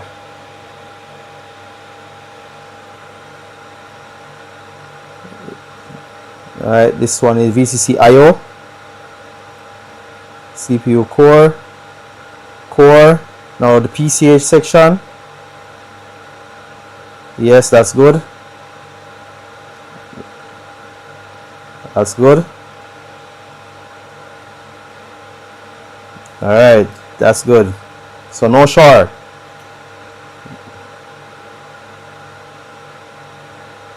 Alright, so I want this. Cool.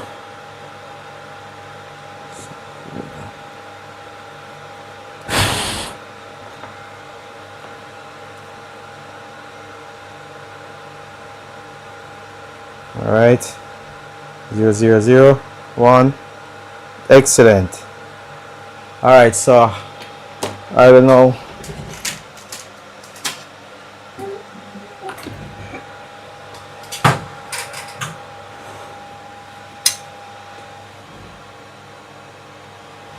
I'm going to now replace the board. Sorry, the CPU. So I'm just going to prep the board here.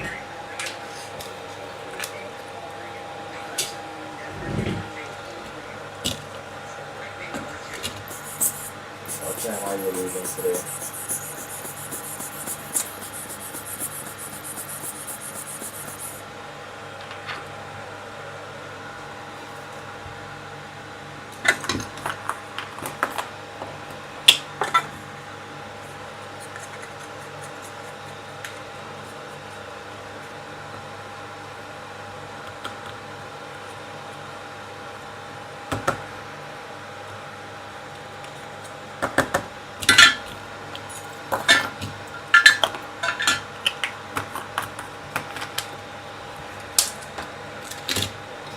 Alright, so I'm going to remove the glue, the epoxy from around the CPU.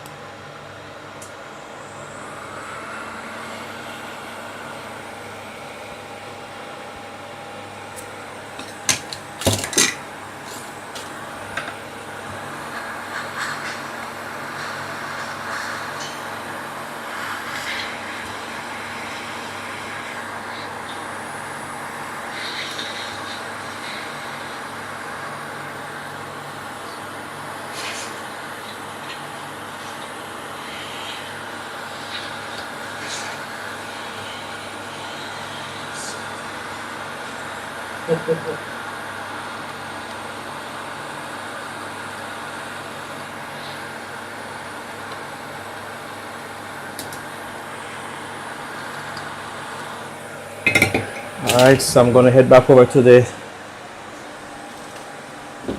machine.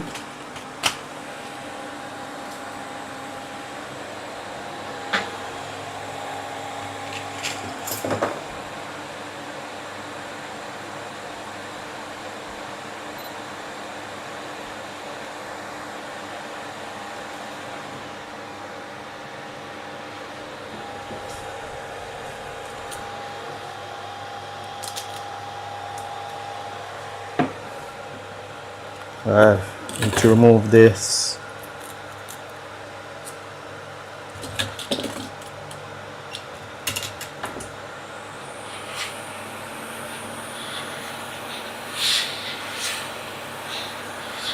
Google Home unit for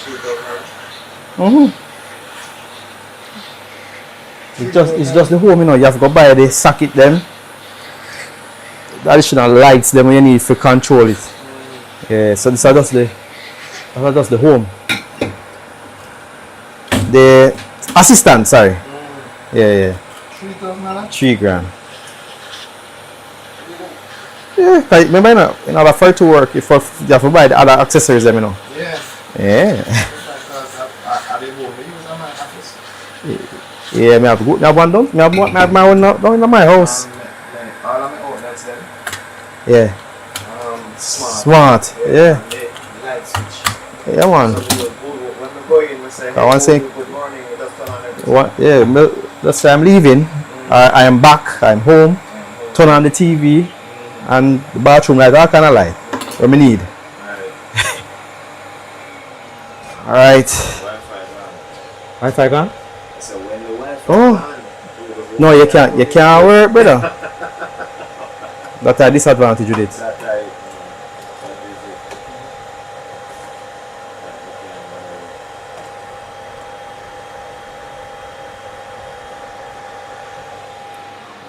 All right, so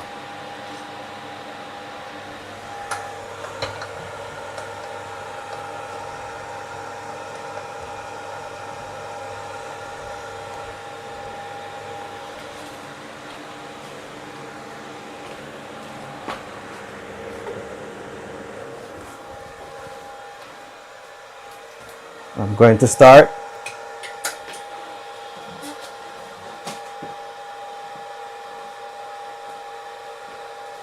And this is the desoldering process. So when the board reaches 100 degrees, I'll add flux.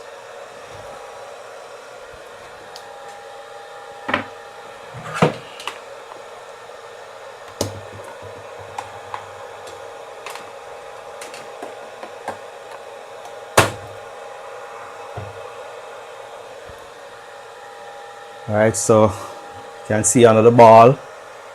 Right, so I'll add flux. Now I'm at 100 degrees, so I'm adding some flux. Alright, there we go. Around the chip. right around. Not necessary, because the heat now spread it. Yeah.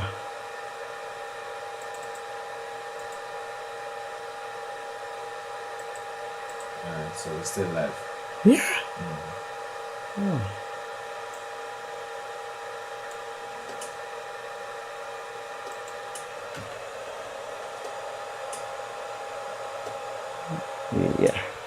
that's about it.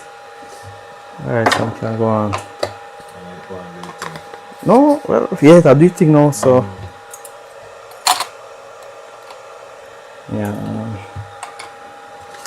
Clean up this.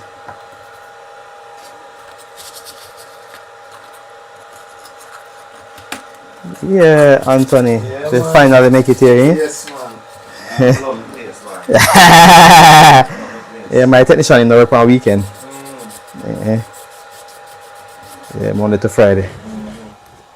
In Film station there. Yeah. And, yeah, him do the basics. In station still. Yeah, man, him Still can set up. change chip on, solder on, do micro solder.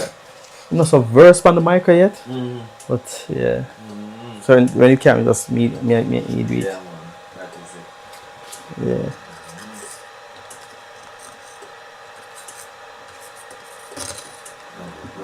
Yeah.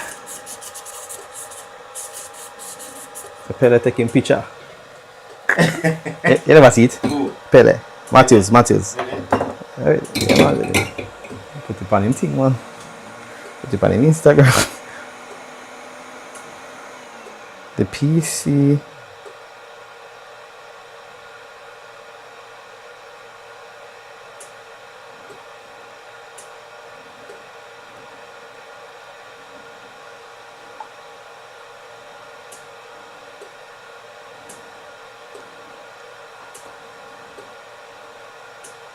I'm gonna do that. Listen. CPU. No, the Surge.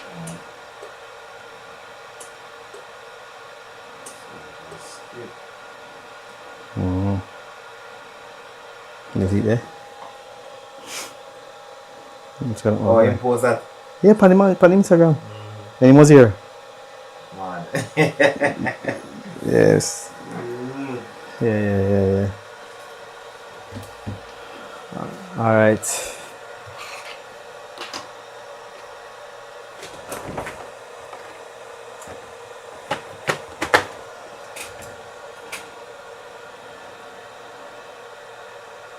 Positive thinking. Creativity and success.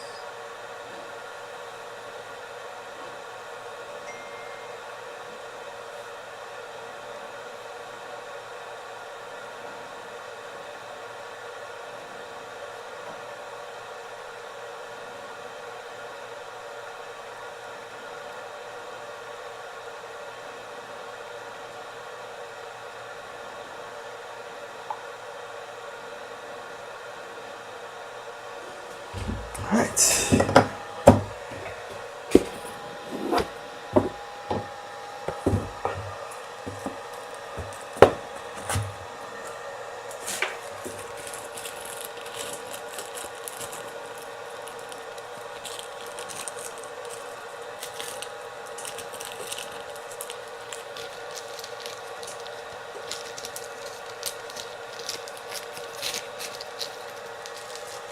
Alright, so the flux is starting to melt and bubble in terms of boiling.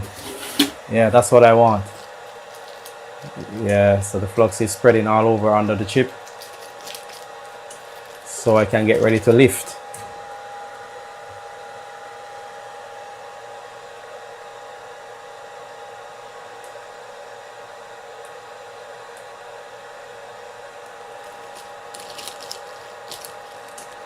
You see, find the scope now. Find the scope now.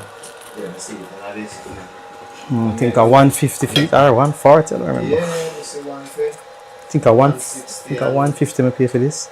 Let's see one cheap one for 150, but not too that for the cheapest. Yeah, Yeah, not too that for the cheapest. yeah.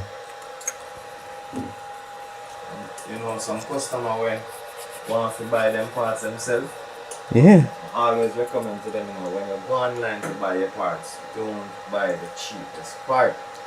You know what it run from? Yeah. But I hit a cost of the headache. It's all cost, pennywise pound food, you know, cost. Yeah. You have to go buy it again because you realize, yeah, since when we just start YouTube, thinking about me to buy some capture card for $6 or $8. So what? Capture card. Okay. if you capture it. Then tap up. One time is brother, the thing that them get hot and then no work again, brother. Freeze up the computer. I'm end up have to buy this. I'm just say, you know, we'll spend a serious money then. Yeah. I'm gonna buy this. So that's coming like one podcast machine. Yeah, like a video mixer. You can mix different, switch between the different camera then. Cameras, right? Yeah. Some overhead on me. This switch between this and any one of them. So Can it's like switch. 4 channels, actually. Four. Yeah. And then I send one from the USB to the computer. So I'm send all of that now to the program. To the program. Yeah. Alright, I'm now at 180 degrees. It's that, I'm going to 200 degrees shortly. start seating. Alright, now you can see that the flux is now Yes, starting to bubble. So the temperature is getting hotter and hotter. There we go. So I'm now at 215 degrees. Remember, lead-free solder melts at 220 to 240 degrees. So I'm going to 200 and I'm going to 200 and 50, 200 and it's going to 200, it should go to 215 degrees now. Let me get my lifting tool ready. So I'm now 220 degrees. So lead-free solder melts at 220 to 240 degrees. Yes, I'm ready. It's almost there. It's almost there. All right.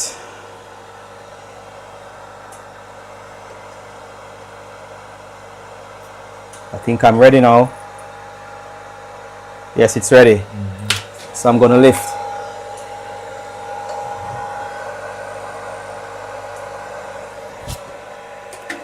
Alright, I'm stopping the machine. As you can see, this is the CPU.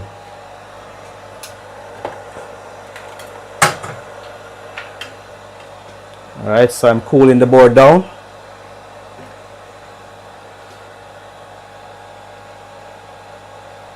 So I'm cooling the board.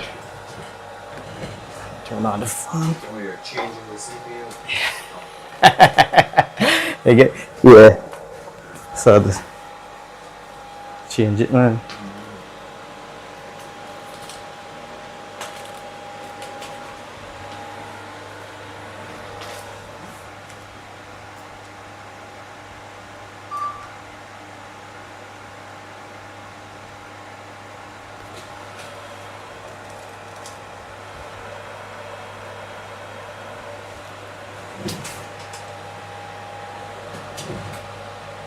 Alright, so this is the bad CPU. So I'll put this aside. So I'm waiting for the board to cool so I can clear the pads. Alright.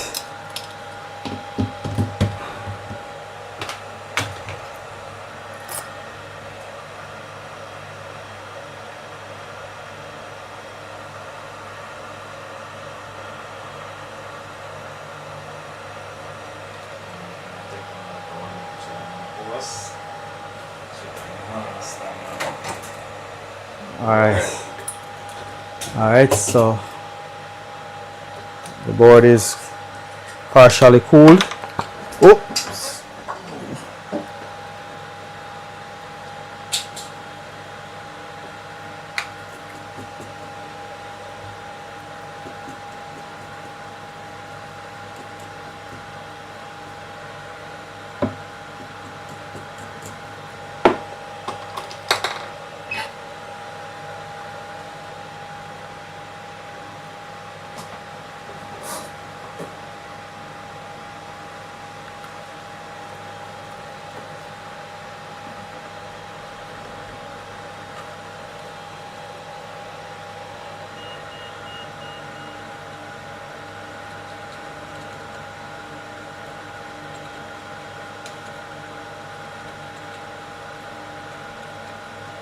Alright, so I'm now cleaning the pads with low melt.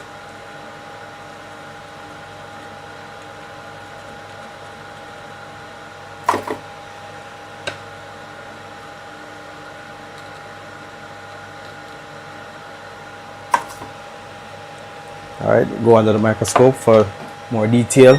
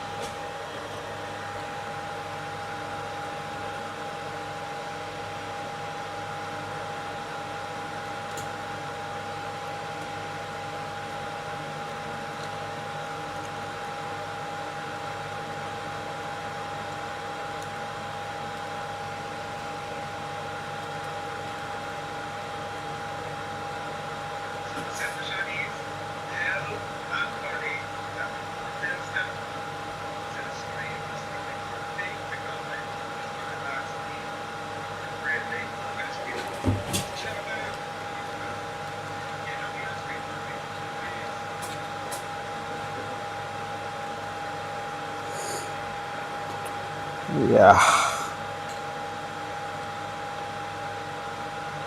You do the back glass then too? Or you have the machine? Okay.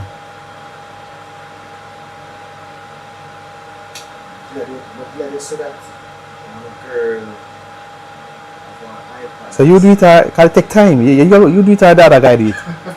It take, come see my boy do it, it take time, man. Come on, for take and peel out the and look residue and and them have a machine, the machine stink. Yeah, one big old something with them have around the brother, yeah. One laser. I try to use the extractor fan. Brother, that's that alone make me no want to do that work, the brother. Smell like pit. Time consuming, you know. The back glass repair. What? Yeah, but they can peel off every single little. Here was a challenge with laser machine and the back glass. Yeah. You see, if the back glass is well splintered, when the laser is cutting it, once it detects the crack, the laser basically don't cut the glue as good as we want it to cut. Also, you have to manually now go in and so it cut the glue, you know, but when it well splintered and the laser fell got through the cracks, it don't. So we find that sometimes we have to run the laser 2 times, 3 times. oh shit. Yes, you know, forget it. It's not in your office. Did you see the last time that I come? No, we have it upstairs. You have a nice part upstairs? Yeah. That's it. Yeah, man, we keep the laser machine upstairs. So you go up there, go do it? Yeah, man. Oh, so the other you them take it on? No, me used to do it, but my other technician didn't take it on now. Yeah, come on, so you do the board work and you have that to do. So me just concentrate on God, so that take time, brother. I make them do everything. Yeah, cause me no pull up laptop. Me no pull up laptop. Him pull up and him check them and tell me what him observe. So, yeah. If him can fix it, him fix it. Fix it. If him can, then him put it down there, so. I know, sir. Yeah. Then take it up and check it, fix it, give him back, him assemble, test, and so we do it. Yeah. Yeah. Alright. You see, the bigger you get into the business, you have to kind because you put in the groundwork already. You put in the hard work already. So I think it's time for you to kind of, you know, go easy. Yeah. So not so, I pull on. Yeah, not so hard, yeah. Much work so that. Give somebody else a chance. Yeah. To learn. So like on Saturday don't work half day. Yeah. I'm not kill up myself. No, so I pull up laptop and this half day work on Saturday. Yeah. I kill up myself, brother. See I pull up and lock up back and test and much work. I'm in 2 hours and 2. Alright, so the pad is now flattened and it's now clean, as you can see, ready to solder the CPU. So I will now tin this with flux. Don't think I need a microscope. So I'm going to tin the pads now with flux.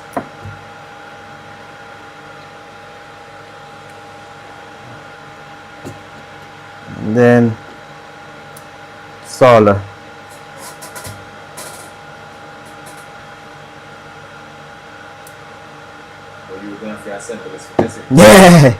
Yeah. Nah, not so bad.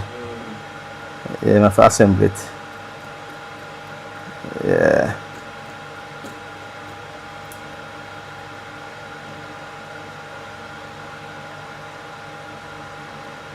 Alright, so it's now tinned with flux evenly.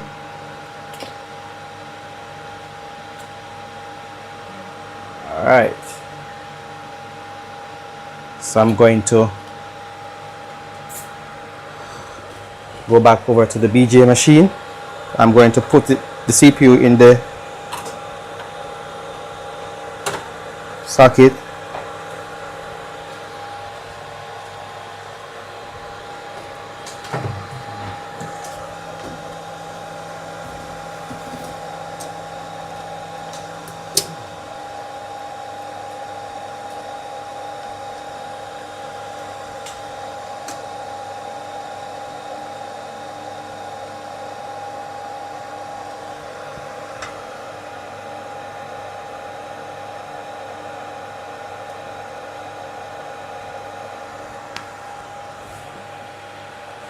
Alright, so now the CPU is on the. Oh, you switch your camera already? Just switch it. Just making sure that the CPU is dead center inside of the area before I press the start switch, because I don't want to start over. Alright, it's actually in the center, so yeah, I'm good. So I'm going to solder this back.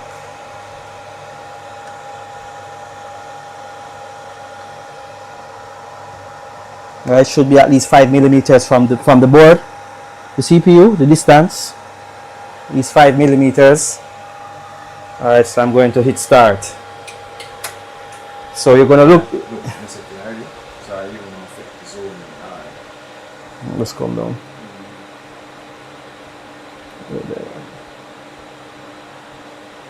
I'm there. And when it realize when it zoom, it's like the stability get sensitive. Yeah, when you zoom, just like the phone. I realize when you zoom too much of the phone. Yeah. So the camera there all over the place. Hard for stable. Hold on a minute. Yeah, man. Alright, so the chip will descend when it reaches the temperature. Now this is lead free. This is leaded solder. Yeah, just the front. Piece at the front and piece at the side. So lead free melts at 180 degrees. So this will solder very quickly. Alright, so the chip will descend and you'll see it fits into its position and by surface tension. So this will take roughly another 5 minutes for the entire soldering process.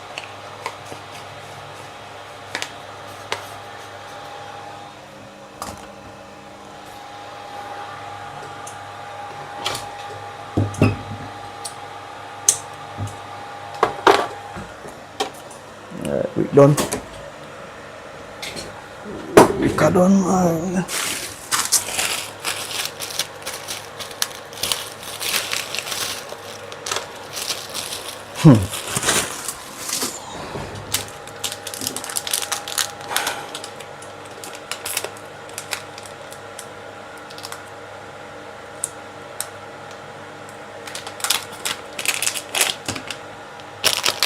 What is? Oh, silica gel.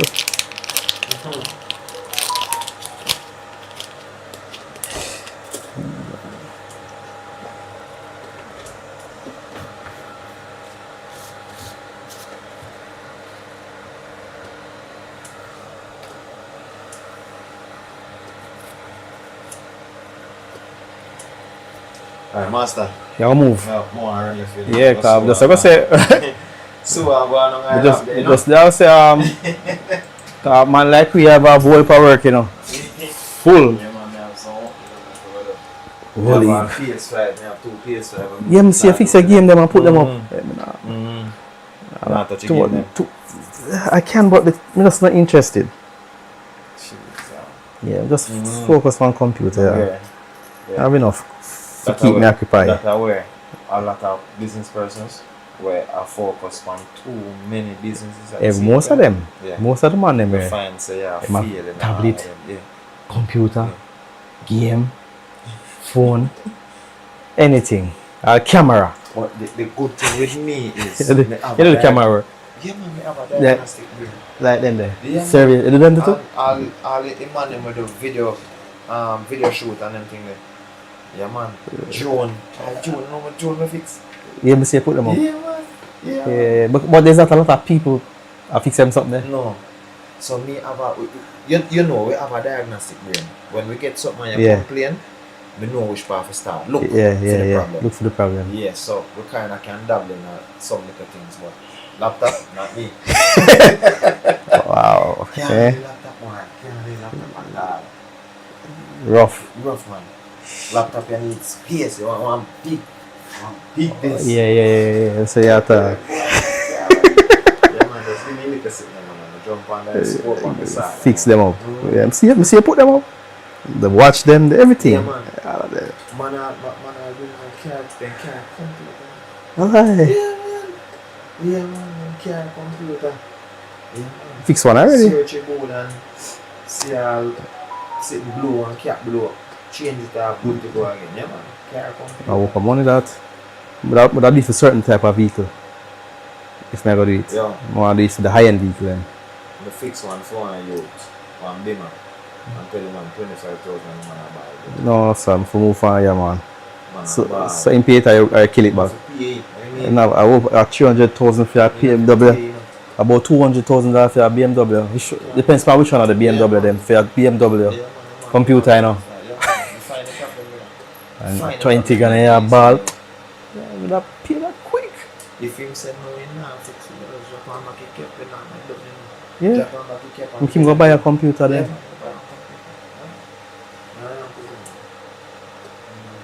Buy a computer. Alright, master. Yeah. Give thanks and praise. At what time now? 1 o'clock? 12? I said early? After 12? Yeah, that Push, yeah, you can Let's push. Yeah. Oh, you do have an. Yeah, me never arm. What the dog in Dog, no dog. So you have your weights, them out stuff? Yeah, Mad me little thing. But I go gym still. I go gym this morning too. Where I go gym for you have them and sitting there. Well, the bench is. No, you see the- Go to some mash up. Build that there.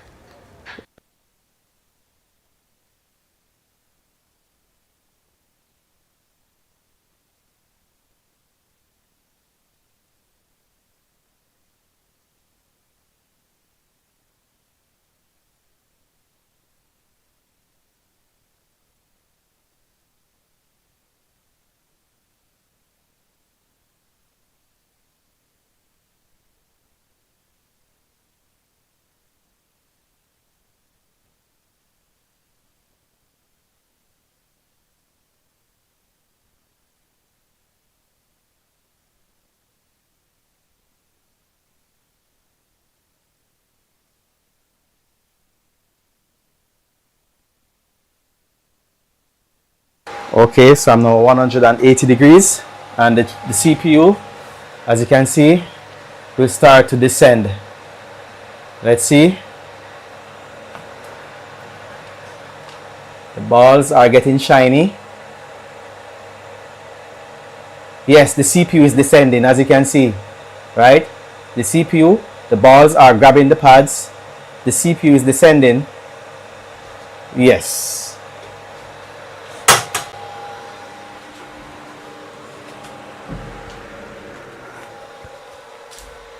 Oops.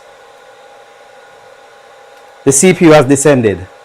As you can see, from its original position, where I'm at, right, it is descending.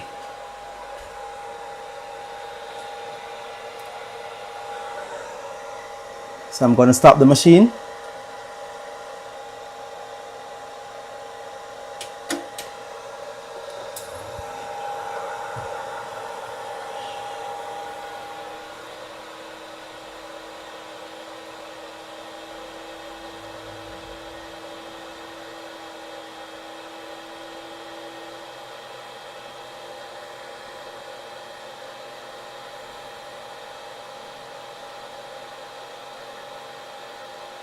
And the board is now cooling down.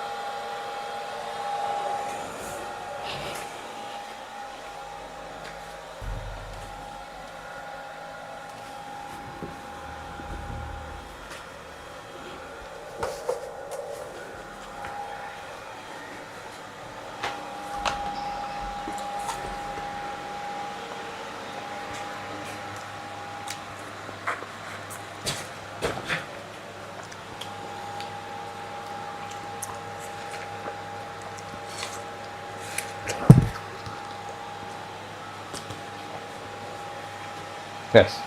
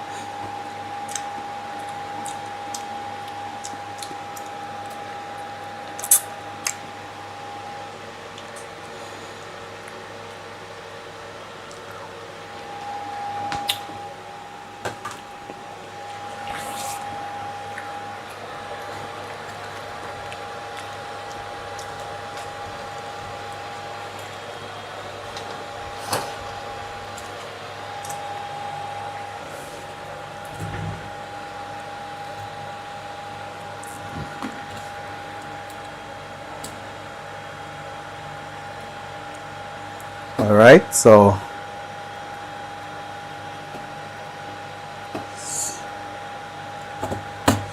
it's cool enough.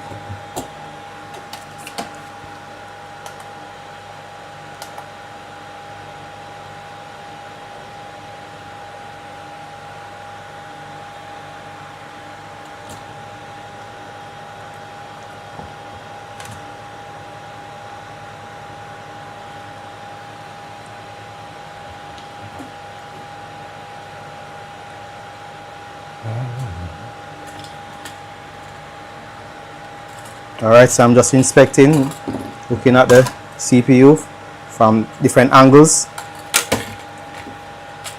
to ensure that the soldering process was done properly and cooling it at the same time.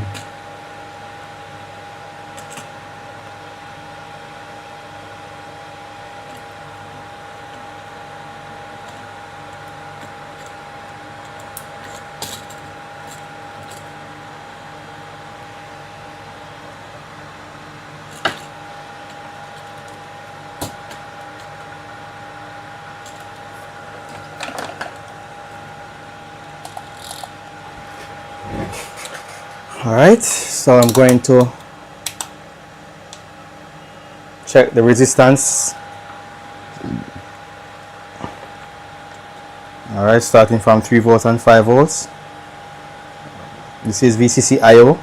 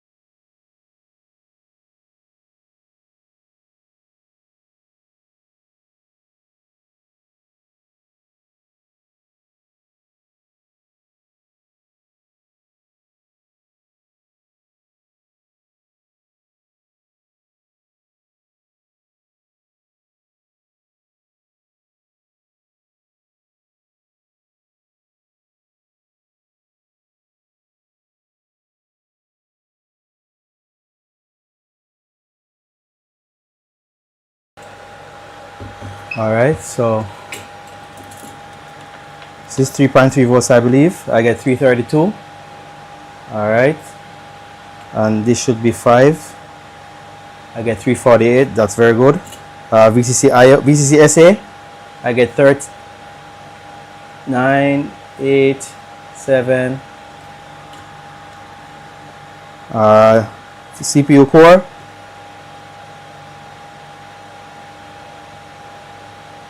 All right, VCC GT. Okay, CPU core. This is the graphics.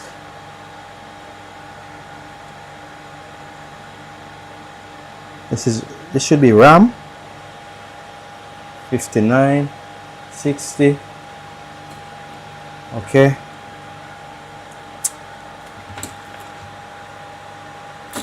This is RAM. Let me see.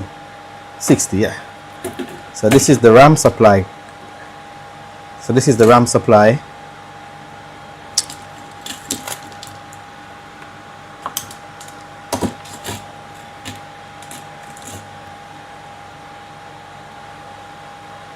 It's 19 volts. Oh, here we have some small caps. All right, so this is VCC GT and VCC IO. VCC 1.8 volts, sorry. This should be VCC 1.8. So everything seems good.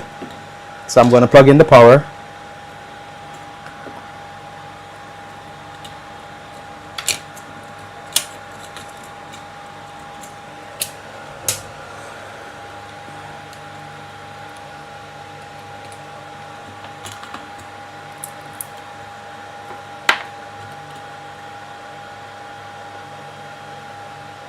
All right.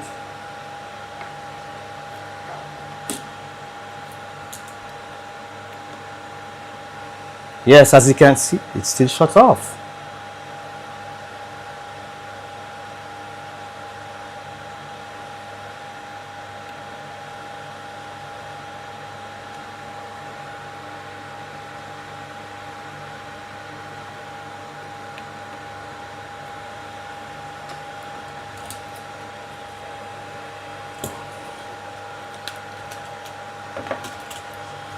So DDR4.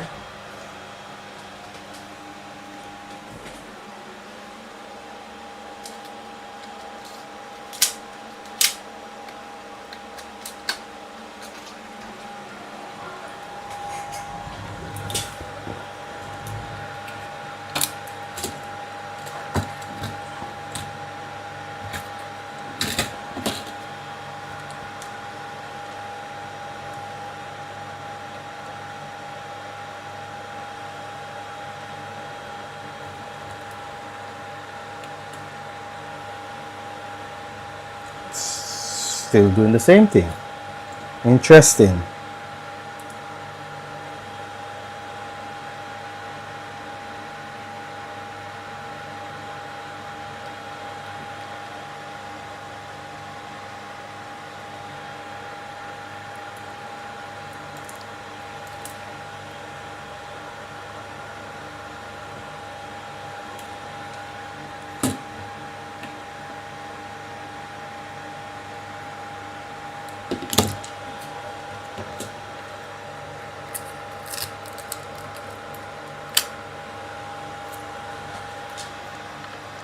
Check the Thunderbolt chip here.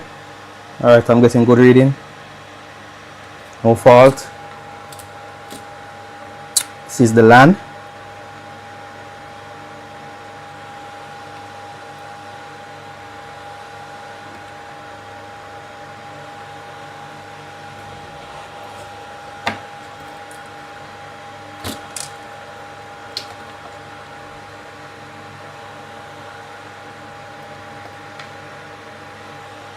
Alright, that's good. No short there. This one. No short there on secondary 3, 5.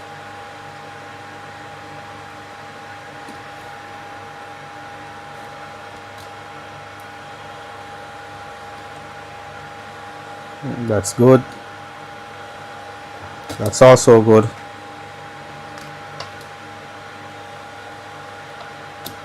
No fault there.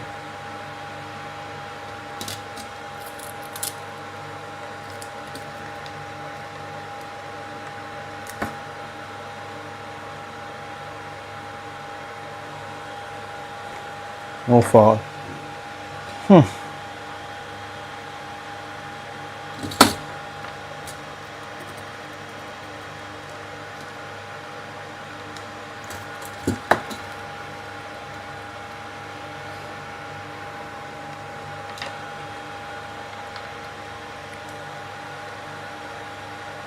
Alright.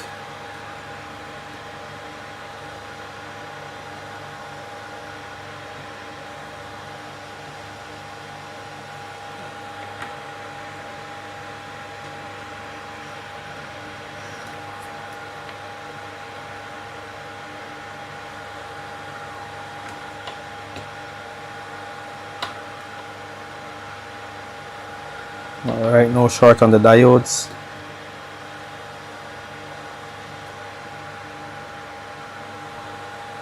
Alright, so I'm gonna program the BIOS. I'm gonna flash the BIOS.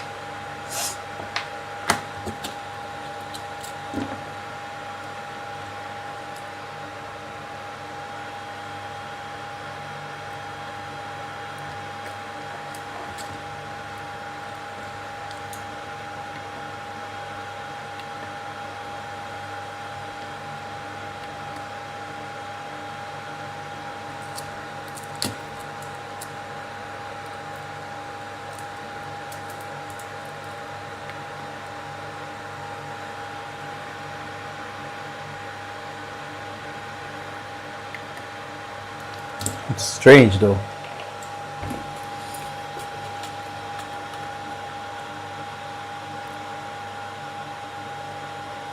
It's doing the same exact thing.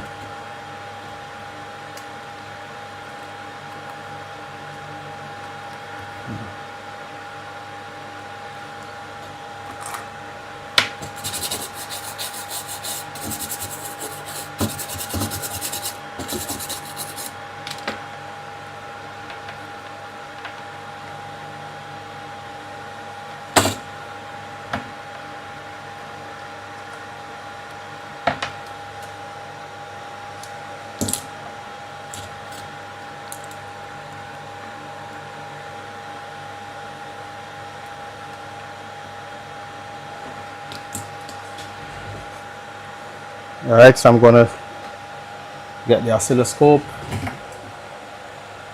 I'm streaming for 2 hours and 46 minutes. Interesting.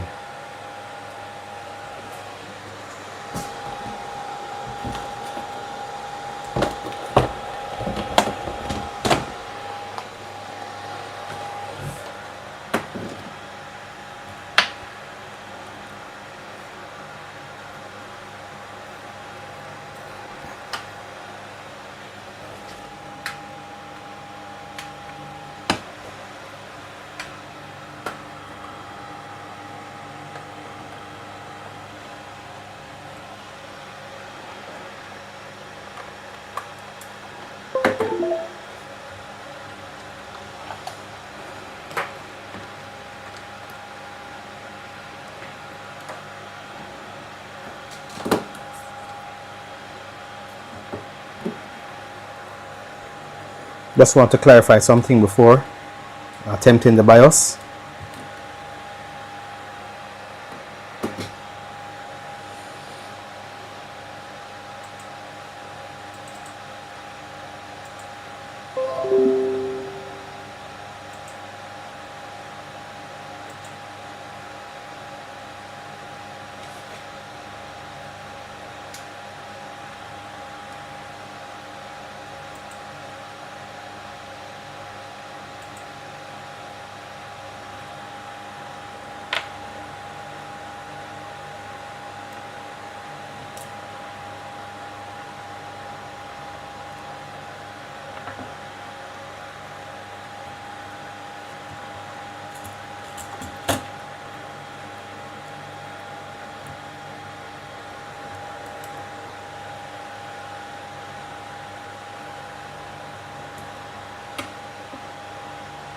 Oh, should be on the rising edge.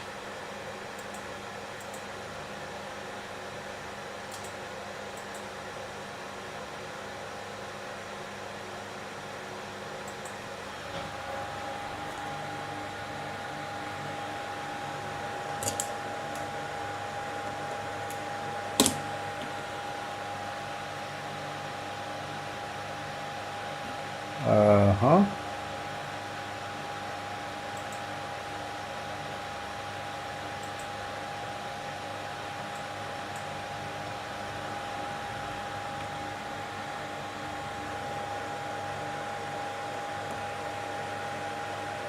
Alright, so I'm pressing the switch.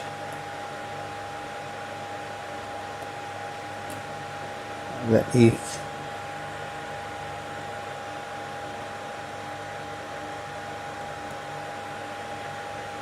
Alright, so I get, that's 2.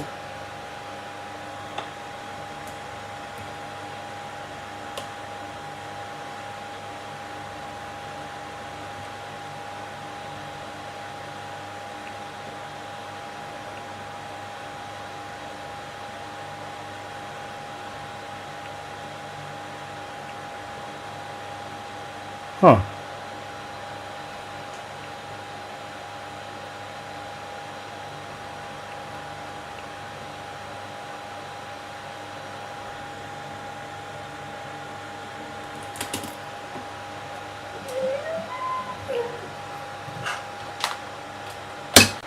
Let me turn off the BJ machine.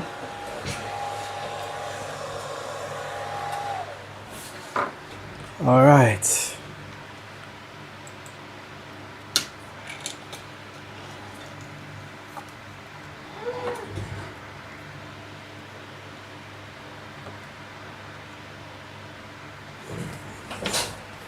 This one is tricky.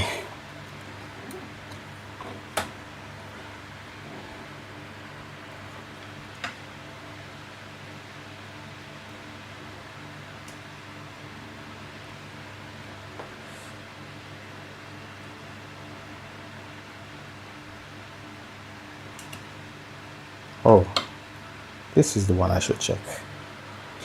Alright.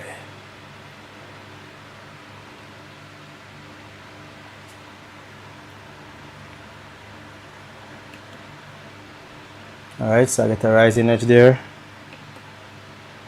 Alright, no fault there.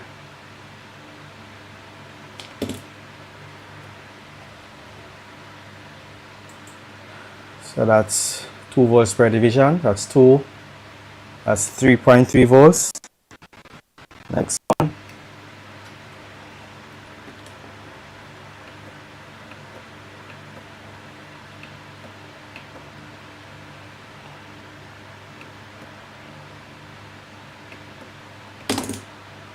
Let me give you some more time. Alright, they go 10 milliseconds.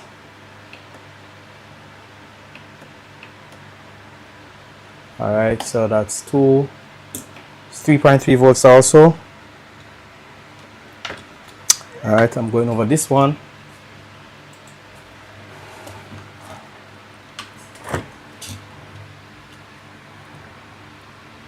There's a reflection in my eyes.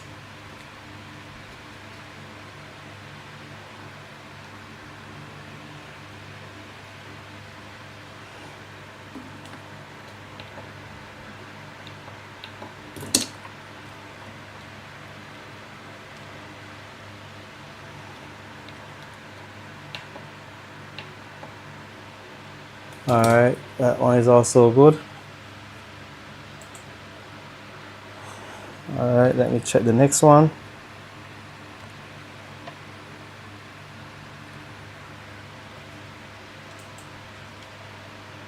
Alright, so I just want to make sure that. Alright, press again. Alright, that's also good. And these supplies, pressing the switch again.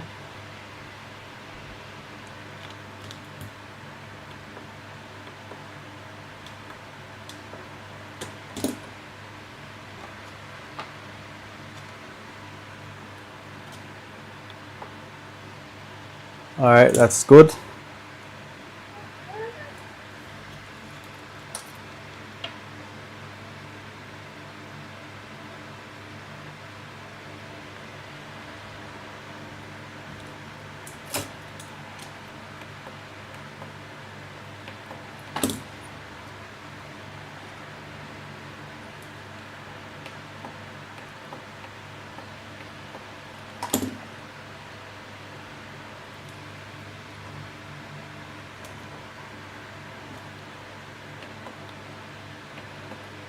All right, that's good.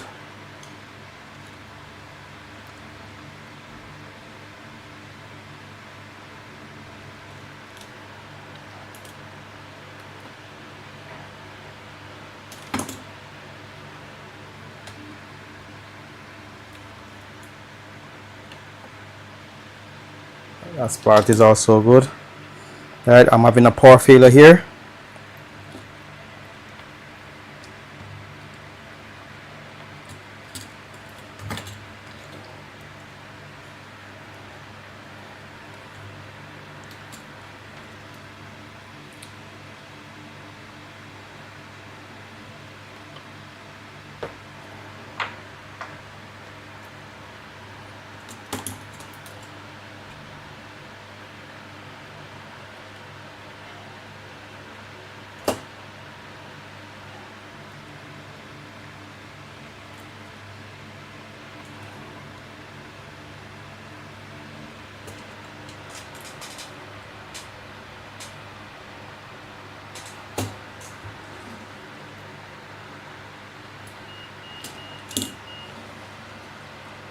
All right, that's ECCSA.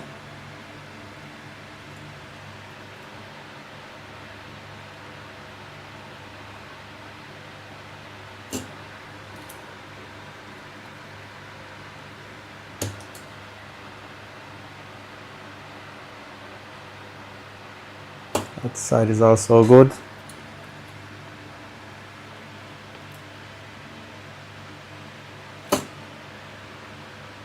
All right. Getting all power supplies coming out.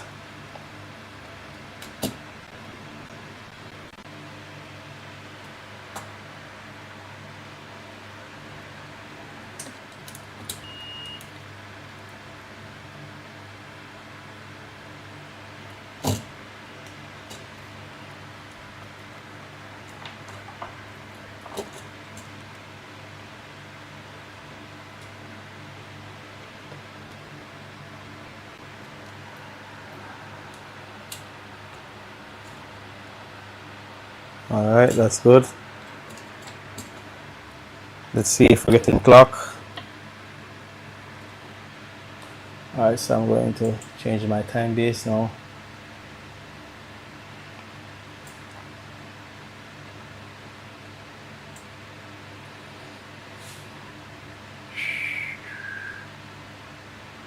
And this will be 1 volts per division.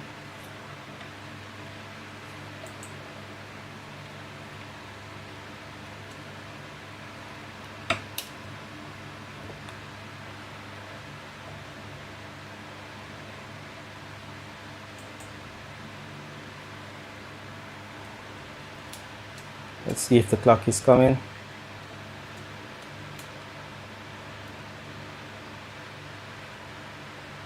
Yeah, I got clock there.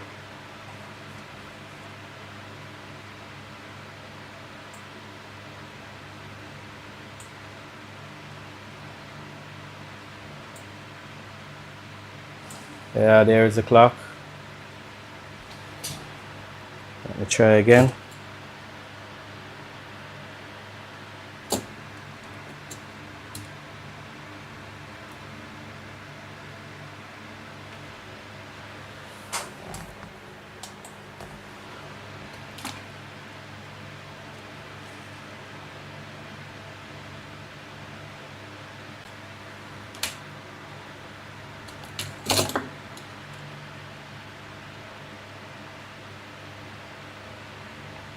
This thing turning on?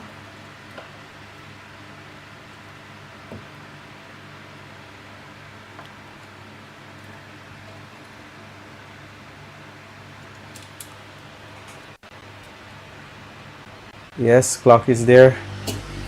So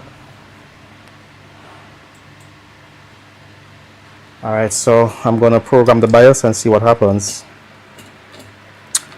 I'm getting everything. So see if we're getting system power okay, PCH power okay.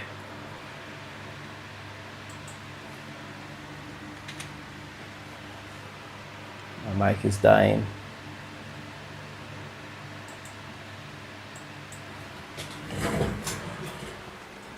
PCH underscore PWR okay.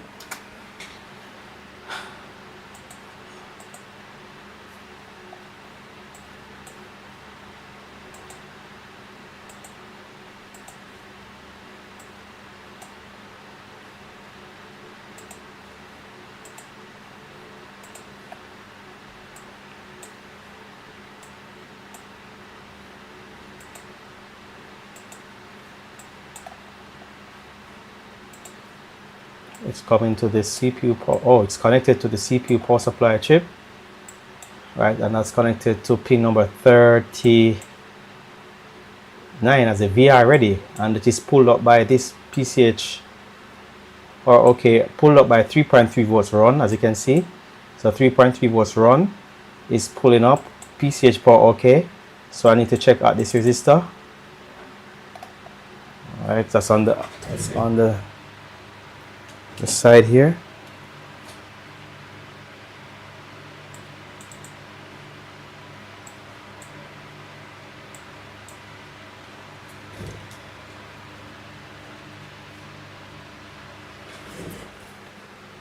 All right. See if I'm getting PCH power okay. Let's try that the resistor there.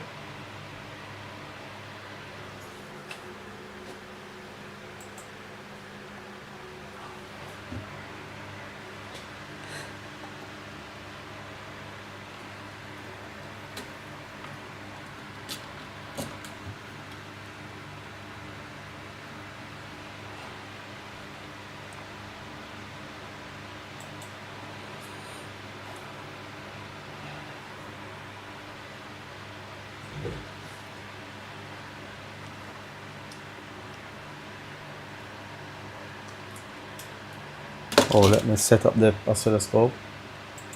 So I need 2 volts per division.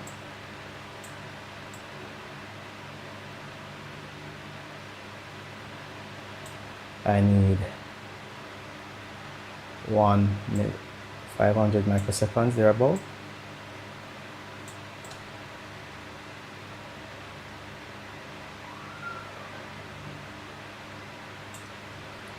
All right, and my edge type rising edge. All right, there we go.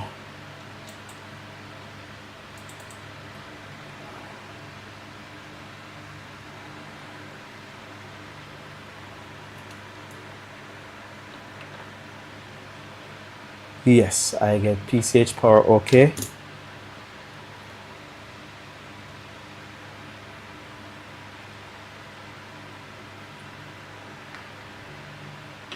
I'll go again.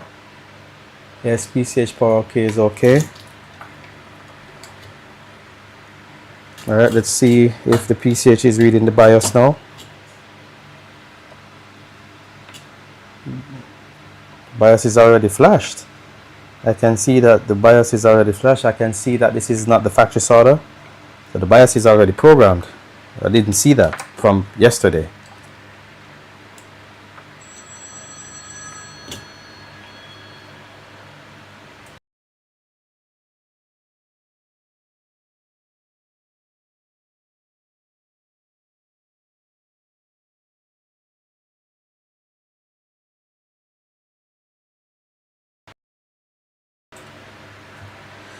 All right, pin number 1. Let's see chip select. Let's see what the reading has for us. I'm gonna set this back to falling edge. All right.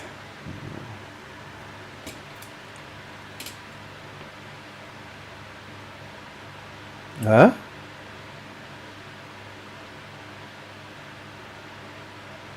I didn't get a reading.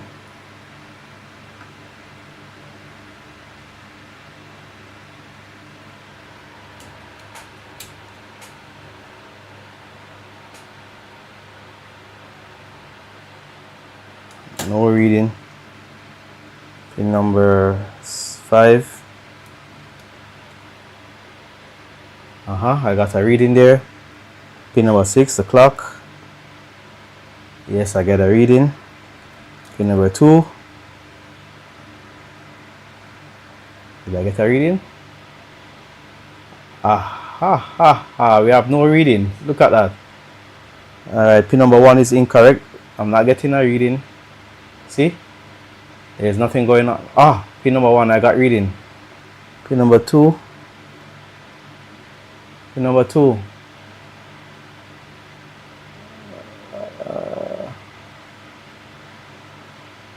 I'm not getting anything on pin number 2. Pin number 1. Again, chip select. Alright, there we go. I got some reading. Pin number 2, output. Not getting anything. Not getting anything on pin number 2. Alright, so I'm gonna flash.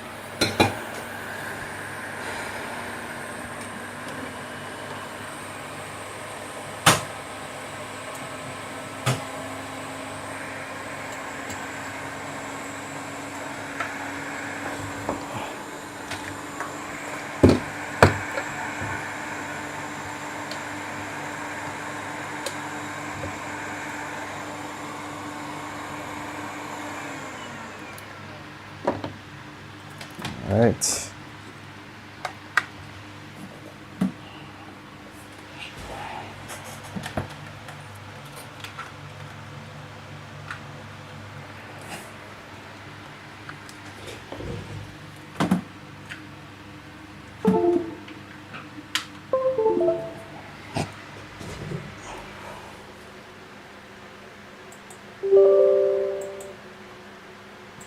That's a LAE1 21 LA hyphen E121.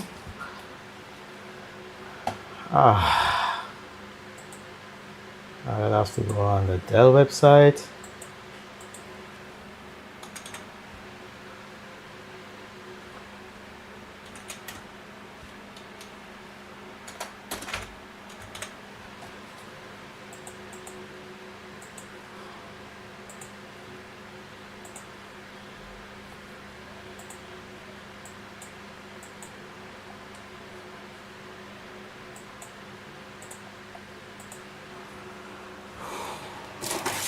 See by the service tag. So that's 4W 8XT TP2, I believe. Oh, no.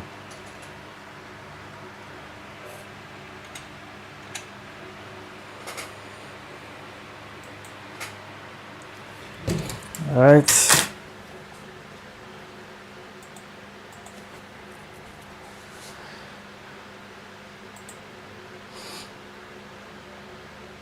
All right, so I need a BIOS.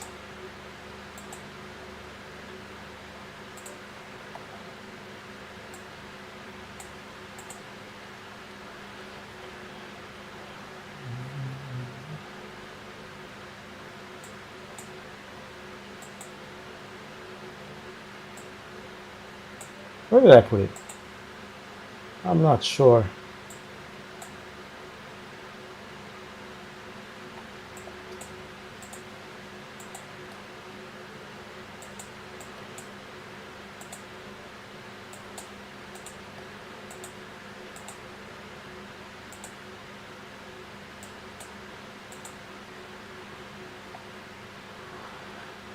Alright, so I'm just going to drag it into the Deluxe VS extractor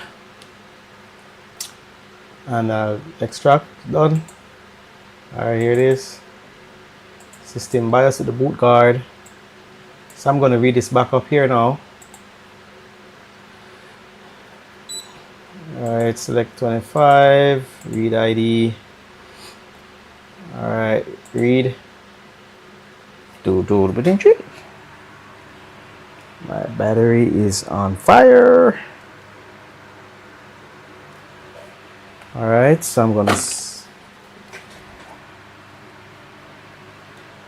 save.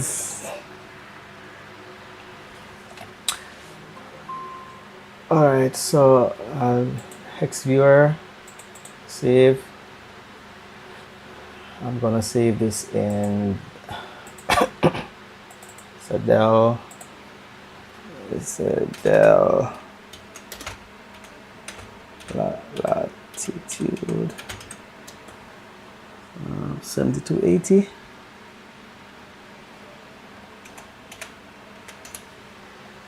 Right, and let's say LA-E121P. Open. This is a backup.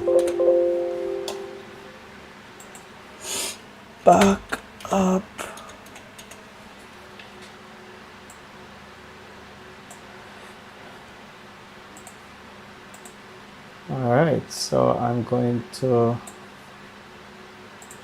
go back here and I'm gonna open the backup. Alright, so let me see the ending of this. Alright, and this one has the ending, so I'm gonna type in the hex values here. Oh shit.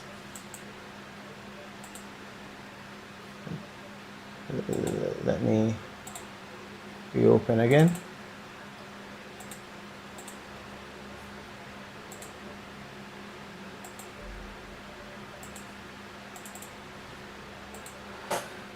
Alright, so I'm just gonna type in these hex values here.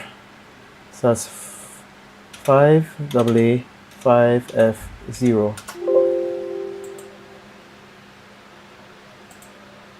Alright, so let me open the EFI. I want to see the starting of this. BIOS. Extract here. RGEN. Let's see. So we have 75E5HC.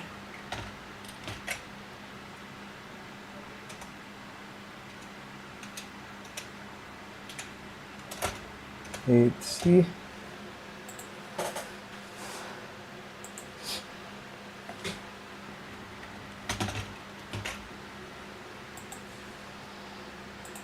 Alright, so it starts here at that one. So, oh, this is the entire image. So, I can just go to the next one, F3.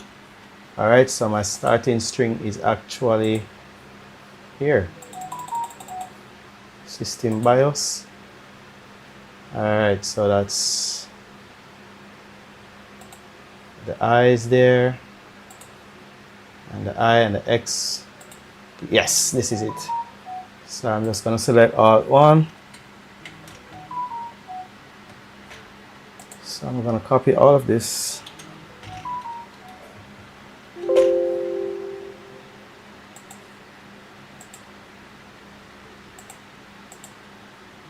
Alright. Alt 1, Control E. Alright. That should be a clean region there. What the hell is texting my phone like this?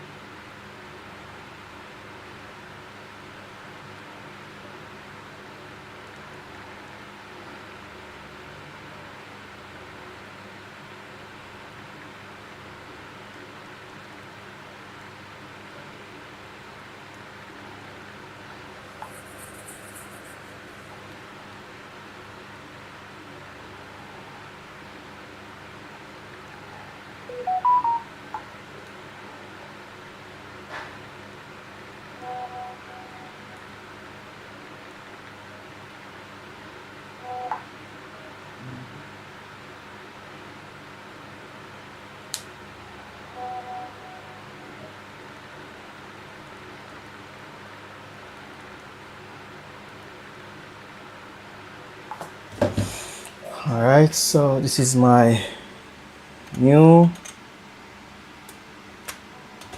BIOS that bin. Alright, size should be alright. So this is my backup file and this is my download file, so they are the same. So this is my backup and my new BIOS, which is the same file size. Perfect. So I can now flash this into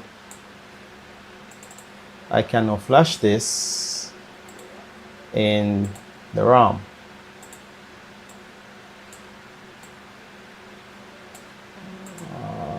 File open. Yes. Alright, so I'm gonna write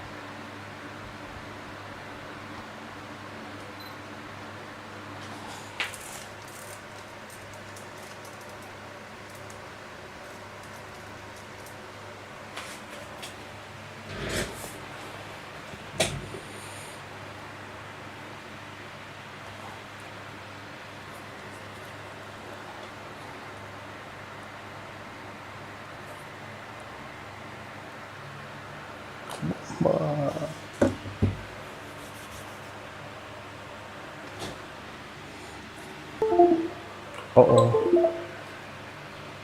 What the?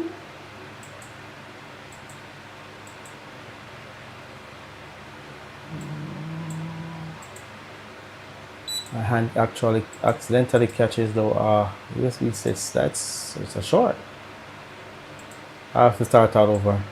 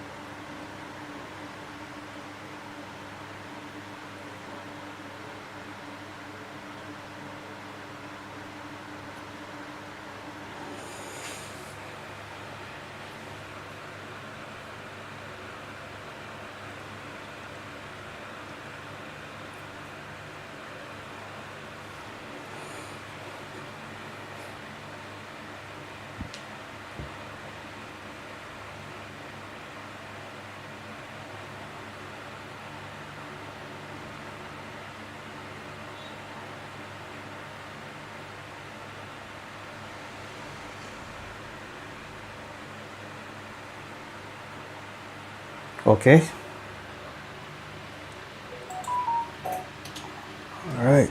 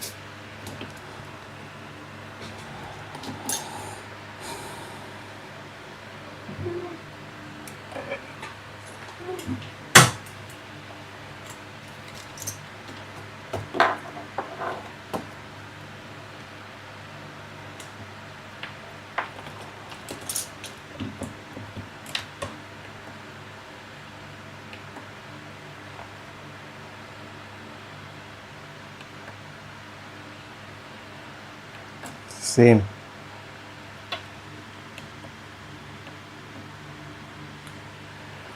Same thing.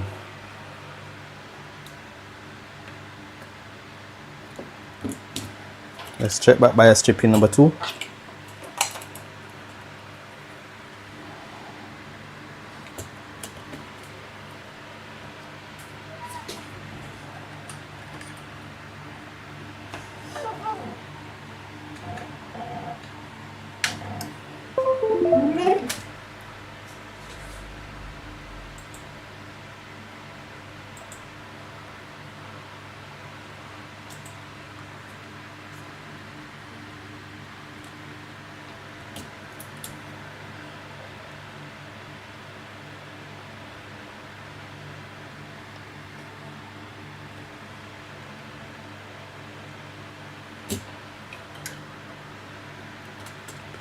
Pin number 1. Pin number 2. Aha. Aha, we have pin number 2 output now.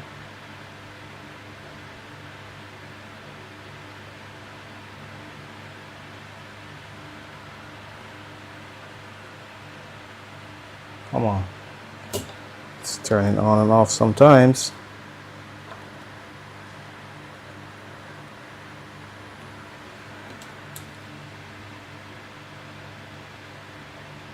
Oh.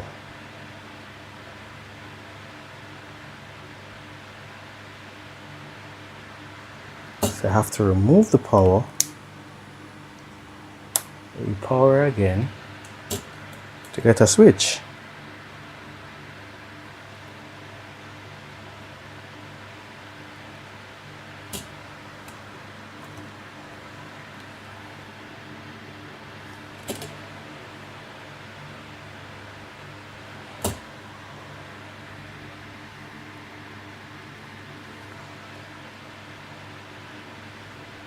Okay, it's there. So it's not the BIOS.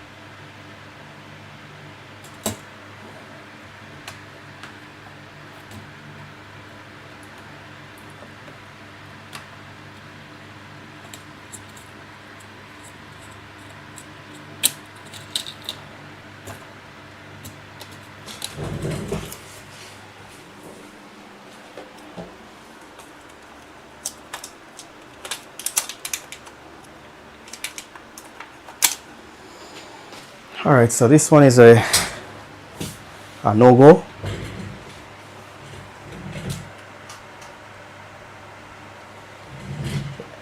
This one is a bit, I'll have to spend more time. The stream is too long.